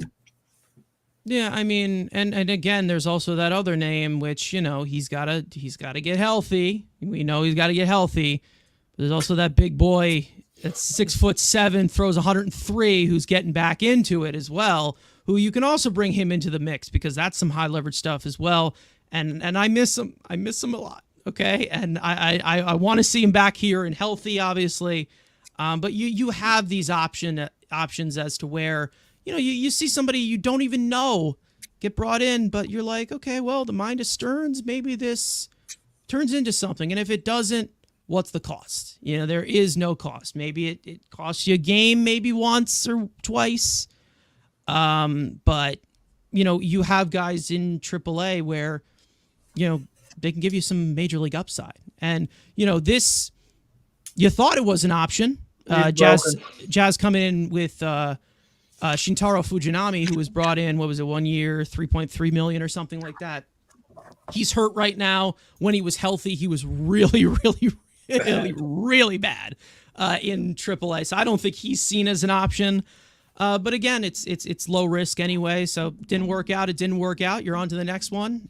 But you've really seen, with David Stearns, 8 times out of 10 or 7 times out of 10, you're seeing a lot of effective guys you did not realize can be effective. So in terms of let's say the minor leagues, I obviously want to add in Ryan Clifford. I want to talk about him. So every other week we'll do like a little bit of a prospect spotlight because there's a lot of there's a youth movement going through. We'll give some quick thoughts, of course, on Ryan Clifford, which is a really interesting story because starting off this year, he was in Brooklyn, and that is not a great hitting environment for those of you who don't know. Really, really was struggling. Really was not making that much noise. Left-handed hitter's nightmare. They move him up to Binghamton, which is a little bit more hitter-friendly, a little bit better for these left-handed hitters. And ever since then, he's been pretty good and pretty much setting the world on fire as of right now. And I, for some reason, don't have the graphic I want. But I think what we have here is with Ryan Clifford, he's had like 6 home runs in the past like 12 days around there. Almost as many as And, Luke Ritter. That's as we all crazy. know. And as we all know. Okay, as we all know, in Binghamton, of course, maybe the most comp level out of all of the minor league levels, of course. For those of you who don't know Ryan Clifford, he's 20 years old. He was acquired in the Justin Verlander trade. He was one of the pieces along with Drew Gilbert, who is hurt as of right now, but a little bit farther up in the minor league system. Ryan Clifford is very, very interesting, of course, because, you also have the people that are plugging him into the roster already with Pete Alonso leaving in free agency. Then you also have a lot of people that are looking at him as, this guy's got some power. We need power. Maybe he could be a contributor. Only 20 years old. So Ryan Clifford, at this current moment, I'll go to one of the guys that likes minor league a lot. Andrew, what are you seeing a lot from Clifford? Are you encouraged by it? Are you saying this is fake and no one should believe him? What do you think? Well, no, I'm not you when it comes to minor leaguers and just shitting on everyone. But yeah, it's nice to see Clifford, the big red dog, just continue to hit nukes. I mean, it's well to see. We make the joke about the rest of our farm system are just a bunch of little people. See, I got it right this time. Little people with no power. And it's nice to see that, Brody, wow. Epler, before he left, actually acquired someone that can actually hit the ball over the fence consistently in Ryan Clifford. And yes, we'll see what position he ends up with. If it's first, if it's a corner outfield, we'll see. But just the hitting profile, especially, that this organization just doesn't seem to just want pure power to have a guy. Jeez, the dog's going nuts. Sorry about that. But yeah, just to have a guy who you can maybe see as a future power bat. Yeah, it's not going to be anytime soon. Probably 2 years away before you see him maybe, again, if he keeps hitting the way he is. And you've seen the difference, like you said, hitting in Brooklyn. Alvarez, was the only guy I've seen to make Brooklyn look small.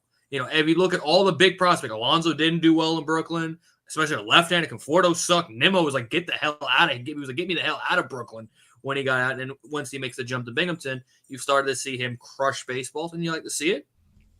Again, it's pathetic that, we're penciling him into the roster. Like, no, he's not coming for a while. So, and just to have the, some power potential finally. We'll see what position he sticks. If he ends up just being a DH or a first baseman, not as valuable. But if he can keep him out in the outfield, again, we have a couple of contracts. You look at Starling Marte, obviously Bader, not going to be here long term, not playing, telling him to play center field. But again, you can have some opening down the line, maybe an option in the future. But again, it's just nice to see him take the jump, and you're starting to see the offensive production that we saw last year before he took the jump over to the Mets and the Houston organization. Yeah, a little bit delayed here, but here's the graphic that I obviously wanted to pop up here. Obviously this is his numbers since being promoted to AA Binghamton on May 13th. And you can see, some of the overall power grades in the hit tool. Of course, that's a little bit, average, but, in terms of the overall discipline, it's been there. He's been able to walk a lot. There's a little bit of swing and miss there, but, my full-on philosophy, of course, as long as he doesn't chase, as long as there's competitive swings in there, he's going to be able to apply that. And we all know how I feel about AAA as well. AAA pitching is probably, your grandma could probably hit it, like basically. So AA is obviously the highest competition there. And in terms of Clifford, he's still very young. He was obviously brought up there, just in terms of maybe more of a confidence boost a little bit, but Binghamton AA, it's no joke level. I mean, there's a lot of star power there. In terms of top prospects, I'm pretty sure a lot of the population of the top 100 is in AA as of right now. Frank, I'll go to you in terms of Clifford. What are you seeing? What are you excited? What do you like? What do you dislike? Is he too white for you? No, I mean, I agree that power is something that we know this team needs, especially going forward. I do understand the concern of Acuna, Jet, and Drew a little bit of, them not having much power. I think having a guy who has the ability to be a first baseman or DH or outfield, like that's a really good problem to have, instead of so many guys were like, oh, well, this is the only spot they could be, and that's it. So I think that by the time he's ready, we don't exactly know what the team is going to look like. So I think that that's going to kind of depend on where they're at. Do they add other outfielders? I mean, like, you can make all the hypotheticals, like, does Pete stay? What if they got Wong Soda? I mean, like, so many things could happen. I mean, maybe none of those things happen. Like, so there's like a lot of factors that can happen. So I would like to see them kind of move him around a little bit, like get some reps at first, get some reps in the outfield. This way, he's kind of prepared for whatever situation he ends up being involved in. And it just feels that, like, when you look at his numbers, they do kind of look very new school in a sense where it's like the power's high, on base percentage is high, but the batting average might be low. It's kind of like this new school of, like, trying to make the most of the at bats, these new true outcomes and things like that. So, but for a guy who's 20 years old to see, like you said, him get to AA and then be better, I think that's got to be the most encouraging thing. So I'm excited, but there definitely is, no rush in a sense. Like, when he's ready, he's ready. But I'm looking forward to it, when that time does come. I think it's something that is just good to know that the Mets have that on the horizon, because a lot of times it's like, once Vientos got here and Beatty got here and Mauricio got here, and Alvarez got here, like, it was like, okay, well, what's left? It feels like we got like all of our guys here. So now that, they got these reinforcements at the deadline last year, we'll see. So I'm looking forward to it. I like what I see. And, we just have to wait till the time comes. The disgust in your face when you said he's one of these new school hitters, like, that is the most old man punch the sky I've ever seen you. I know. It's just, listen, it's hard for me to get crazy run about the world, man. It's interesting. What I mean? It's like, overall, the numbers, they come out good. It's just weird to be like, it's totally okay. His averages is 205. It's like OBP is the new average if you can yeah. steal, man. Sorry, if you can steal. I mean, I don't know if he can run the bases that well. I mean, he's 6'1". Yeah, he's got 200 pounds, something like that. Two stolen bases this year so far. Okay, so he's wicked fast. All right. But Keef, what do you think? I know that you're big on Clifford. You've definitely big red dog. Yeah, taking a liking. Big fan. And Carson, this goes back to what you say, and I stand right with you. The Mets need more power in the farm. They need much more power. They need much more threatening hitters, personally. And I feel like, unfortunately, Frank, you know what I'm saying? Like, the long ball, that's where we're headed, brother. Yeah. And it's just like, it's not an indictment on a first baseman who could probably, hit for average or kind of get you an occasional, extra base hit here or there. But the Mets, with a lot of other prospects, you kind of get the fact that they could get overpowered. And you need to have more batters in this organization that can, stand on their 2 feet against really top-end pitching. Will he be able to, have quality at-bats? We'll see. That's part of the development process. But he's probably my favorite prospect outside of Brandon Sproat. Those are the 2 kids that just grab my attention. Everyone else kind of seems lumped in together, and it's not a shade to any of them. But I'm generally excited because, he actually, one real cool thing that you don't see on highlights or anything like that about, Ryan Clifford is that he has one of the highest graded arms in all of the talent pool down in the farm. That includes other organizations as well. I believe he got a 70 grade on his arm. They were even considering putting him in right field because they don't want his arm to be wasted at first base. So shit like that kind of is cool, I mean, does his arm, trickle down to whatever his major league career is going to be? I don't know. But the fact that he's showing that he can provide you, I've heard people call him Jay Bruce. I don't know. I'm not sure. I can see why they say that. I see it. I kind of see it. Yeah, it does have. It does have some legs. I guess when we get to see it on the big stage, then we could kind of see like, all right, who can this guy be for us? Don't know if he's the proper replacement for Alonso, but it's probably likely. You know what I'm saying? Because Pete, those are huge shoes to fill. I feel bad for anybody, even if it is like a Christian Walker or something like that on a 2-year deal, whatever. Pete Alonso is a mainstay of the franchise, and it's very, very hard to see a guy like that go, regardless if we hate him now or hate him tomorrow or hate him yesterday. You don't want to see a lot of guys continuously leave the organization. It's just not a good look. But, Frank said it. You got Mauricio, got Alvarez. Even to an extent, look at Vientos. He's kind of earned his keep. There's a lot more young, up-and-coming kids that we can possibly see in a Mets uniform. I'm excited for it. Don't know if it's going to bring us any wins, but it's part of the process, right? Yeah, of course. You just want to continue to get younger, and I think we've all know that this is one of is it the oldest team in baseball as of right now? So anything is an improvement. Yep. Yeah, anything is an improvement in terms of upside, of course. Now listen, you have, a veteran in JD Martinez, who's like one of the oldest guys on the team who's contributing. But again, in the long term, you got to look to some of these bats in the farm system, and you can't just go after these guys in free agency and hope that they come over here. You got to develop your own talent. And Mets have really had a tough time developing this raw power, consistent bats. They've always gone with the high floor guys who turn out to just, explode through the floor for some reason, and they just stink. To see like this type of power potential is really impressive, especially, against the Binghamton. It gets in Double-A where it's very high competition. And I think that, I've never been one to really care about Triple-A. Like, I really have not.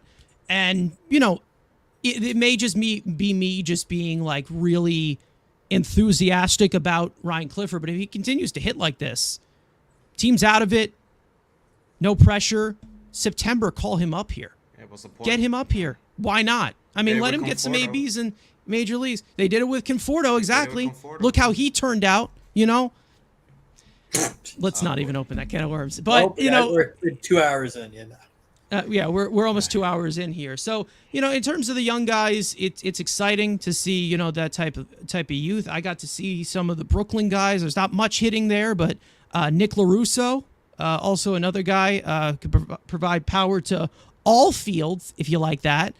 But he is a pretty good, power anchor type of third baseman. I don't know about his defense or anything, but ninth round pick out of Maryland. Ryan Clifford also was a huge underslot as well in the 11th round. So there are a lot of young guys here where, maybe they don't contribute at the major league level, but you see a little bit more of a ceiling in terms of just this guy hit 300 in one league once. And let's call him up. Dilson Herrera was so good in Syracuse or so good in Vegas. Who then got traded for Jay Bruce. Yeah. So there you go. So what you're telling me is Dilson Herrera is Justin Verlander. Exactly. That's exactly where I was going. Anyways, let's get into our favorite segment. Then we'll get out of here, of course. Studs and duds. One player that has played fairly well in this series that we want to give flowers to. One player who we want to step up. Andrew, I'll go to you.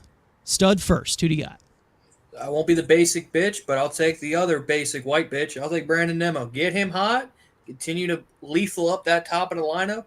Gotta start seeing some more power, Brandon. But again, some opposite field singles, if that's what gets him going, just to get him back to be one of the best players in baseball, I'll take it.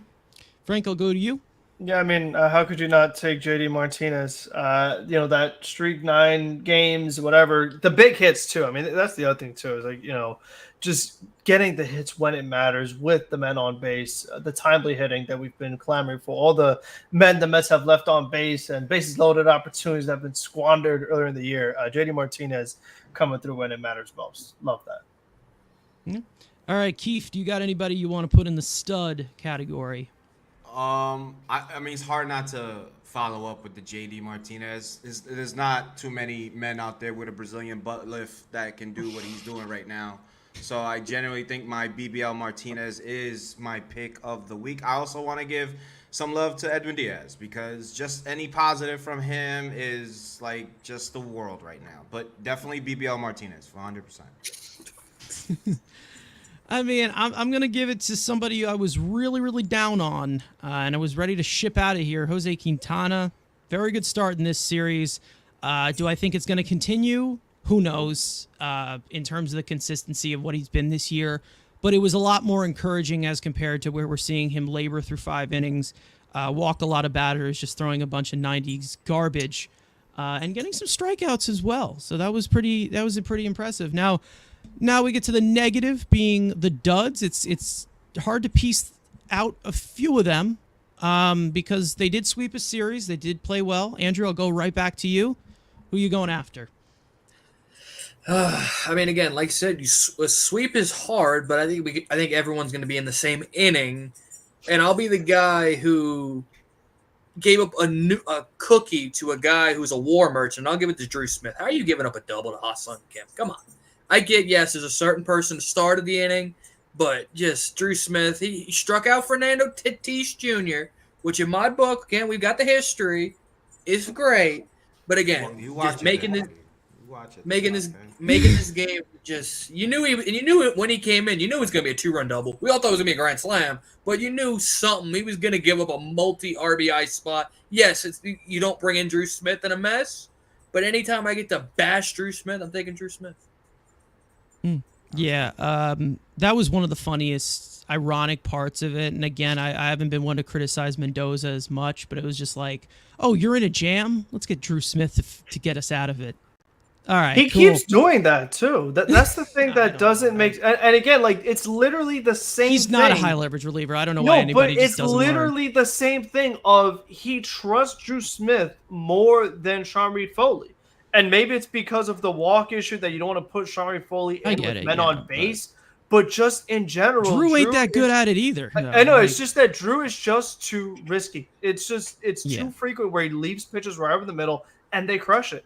I mean, I don't know how you can keep doing that. Like, again, if you want to use Drew Smith, put him in with nobody on base as well. Like, why is it that you keep putting him in these terrible situations? Or put him on the AAA roster. He did the same thing in Philadelphia with the infamous double play with Castellanos. I mean, he came in with runners on base. Like, I don't get it. Like, it's not the way to manage. It's just very risky. Yeah, I don't know. In terms of the history with Drew, he just buckles in those situations. He always has. Keef, you got somebody you want to throw under the bus? Not many to choose from because it is a good week. Good series for the Mets. But I'll go Jake Diekman. I think Jake Diekman kind of putting the alley to the oop for Drew Smith. You know what I'm saying? So he did kind of pitch pretty decent Friday, but every time he comes in, I'm worried guys are going to steal. We all know how that goes with us. And for some reason, the wild pitches with him. And, he kind of gives me, like, agita that I don't need. So definitely him for sure. Yeah, I'm going to cap this one off. I'm not going to give it to the guy who's just been the worst hitter in all of baseball. It's just too easy. I'm going to actually give it to Marte because he almost blew this thing open yesterday with another lackadaisical play in the outfield, which has happened a lot. And I understand he's been hitting. He has been a plus offensively. Great. Hopefully he starts to steal more. I'm rooting for that. Move him to left field. He can't with a messed up knee. Please move him to left field. That's the thing, is that like if he's playing with a bad knee, he's not stealing. Yeah, it's again, not going to happen. Yeah, there's concerns about the knee too. It's like at one point, it's like, just move him to left field, please. Like, you have good enough arms in Taylor and Bader to play right field if you want to move Nimmo to center field because he's been healthy. Even though in terms of something else that I'm going to just pop up here real quick, in terms of the injury report, and then we'll head on out here. It's pretty much been the Senga report for a while, but he is expected to throw a bullpen again on Wednesday, and then they are hopeful that he can progress to facing hitters and throwing some batting practice. Again, it's going to be a slow process with Senga, as it has been so far. Shoulders are tricky. We talk about this all the time. And then Brandon Nimmo, some interesting information we got earlier this week where he underwent testing for a concussion after getting hit in the head, which was all the way back in May 24th against the Giants. And he does not have any symptoms, but he did undergo that in terms of precaution because of Mendoza's experience with the Anthony Rizzo situation from last year. They kind of just, with precaution, they did that. Doesn't seem like he does have that concussion at all because started hitting after we got that announced. So, you know what? And diving, whatever works. Some fake concussion if that gets him going, fine. We're already CT living off going of crazy. the grimace superstition thing, so we might as well live off the concussion thing as well. We All gave right, it so Grimace. parting words. I'll start off with Keef here. Thanks for joining us today. Anything else you want to plug? Let us know that you're doing in the future. Final message. You guys have been a delight. Very, very honored to be on the pod. Thank you. This Wednesday doing a watch along. I believe next Monday I'm going to do a preview for the Subway series. Might do something in between on the Twitter machine. Other than that, just constantly just doing, little episodes here and there on the Shea Sons Podcast. You can find us on YouTube, Twitter, and Instagram. Shea and Sons is pretty simple how to spell out. Reach me in DM. I am kicking it with Keef. Thank you, Carson, for putting it there. And yeah, just riding the wave, gentlemen. Riding the wave. Because, you got to take the highs when you can get them with this organization. But yeah, man, listen, I just want to give a big shout out to all the Met content creators. I've met quite a few now, and I've done work with quite a few now. And it's really nice. It's actually refreshing. Honestly, you don't really get to talk Mets baseball with the same mindset all the time, or a mindset with some differences. And I get to do that a lot with Ant from Subway to Shea, you gentlemen, the guys at Till Mets Do Us Part. It's just a really nice little community we're building. And yeah, man, you guys keep rocking. Don't stop. Keep killing it. Love the post games from Frank. Love Carson's fucking satire. It's my favorite shit ever. It's my language. That's why I get along with him so well. And you guys just keep killing it, man. Love everything you do. Love the setup. Love it all. And then if you guys want to break character, you can come to my barbershop whenever you guys want. Me and my brother will welcome you guys. We can talk about all the gritty, nitty shit. We generally don't hold back. So you guys are more than welcome to. Appreciate you all. And you guys do a great job. And shout out to your dad again. And if you two gentlemen, fathers, happy belated Father's Day to your dad and whatnot. But thank you. Appreciate you guys, man. All right. Frank? Yeah, I mean, you'll see me later tonight, folks. You'll see me on the TikToks, on the Twitters, all that. So, I'm not going anywhere. You'll know how I feel in a few hours. So let's hope no rage tonight. You know what I mean? We'll see what happens. Andrew, want to cap us off here? Yeah, again, keep winning ball games, and shout out to the Staten Island Ferry Hawks for activating the greatest player in New York Mets history today. Alejandro De Aza. Oh my is God! back in the Independent League and is my playing for the God. Staten Island Ferry Hawks. What's a ferry hawk, bro? What is that? Who the fuck knows? They have names in that league. What's a Met at this point? Let's just be real for a second. It's a big purple blob. What determines a Met? I mean, you got freaking Grimace who's a Met now. But other than that, yeah, great week. The Mets won games, and they're gaining ground on this hilarious wild card race in the National League, which is just, I don't know, just comedy. Let's just say that. That's what happens when you add in 3 wild cards and everybody gets a participation trophy. But other than that, thank you guys so much for watching, listening. For those of you who tuned in live, for those of you who are here the entire time, for those of you who stepped in for a little bit, make sure to subscribe to the Mets Weekly channel if you have not already. Turn on those post notifications for this very podcast, which is regularly recorded live on Sundays and Thursdays. Today it was Monday. And also for the audio version that drops at 9 p.m. the following day, make sure to follow us on TikTok. 9 a.m., Carson, not p.m., 9 a.m. Did I say p.m.? Oh, whatever. It's on the screen anyway. You can read. You're not Helen Keller. Anyways, make sure make sure to follow everybody individually. Thank you to Keef for joining us on today's episode. All of his links are in the description. Make sure to go check him out and check out his podcast, Shea and Sons. Guys, things are on the up for this team, but we got plenty of work to do. They got to keep on fighting, get back into this race. So for those of you in here, let's go Mets, and we'll see you guys next time.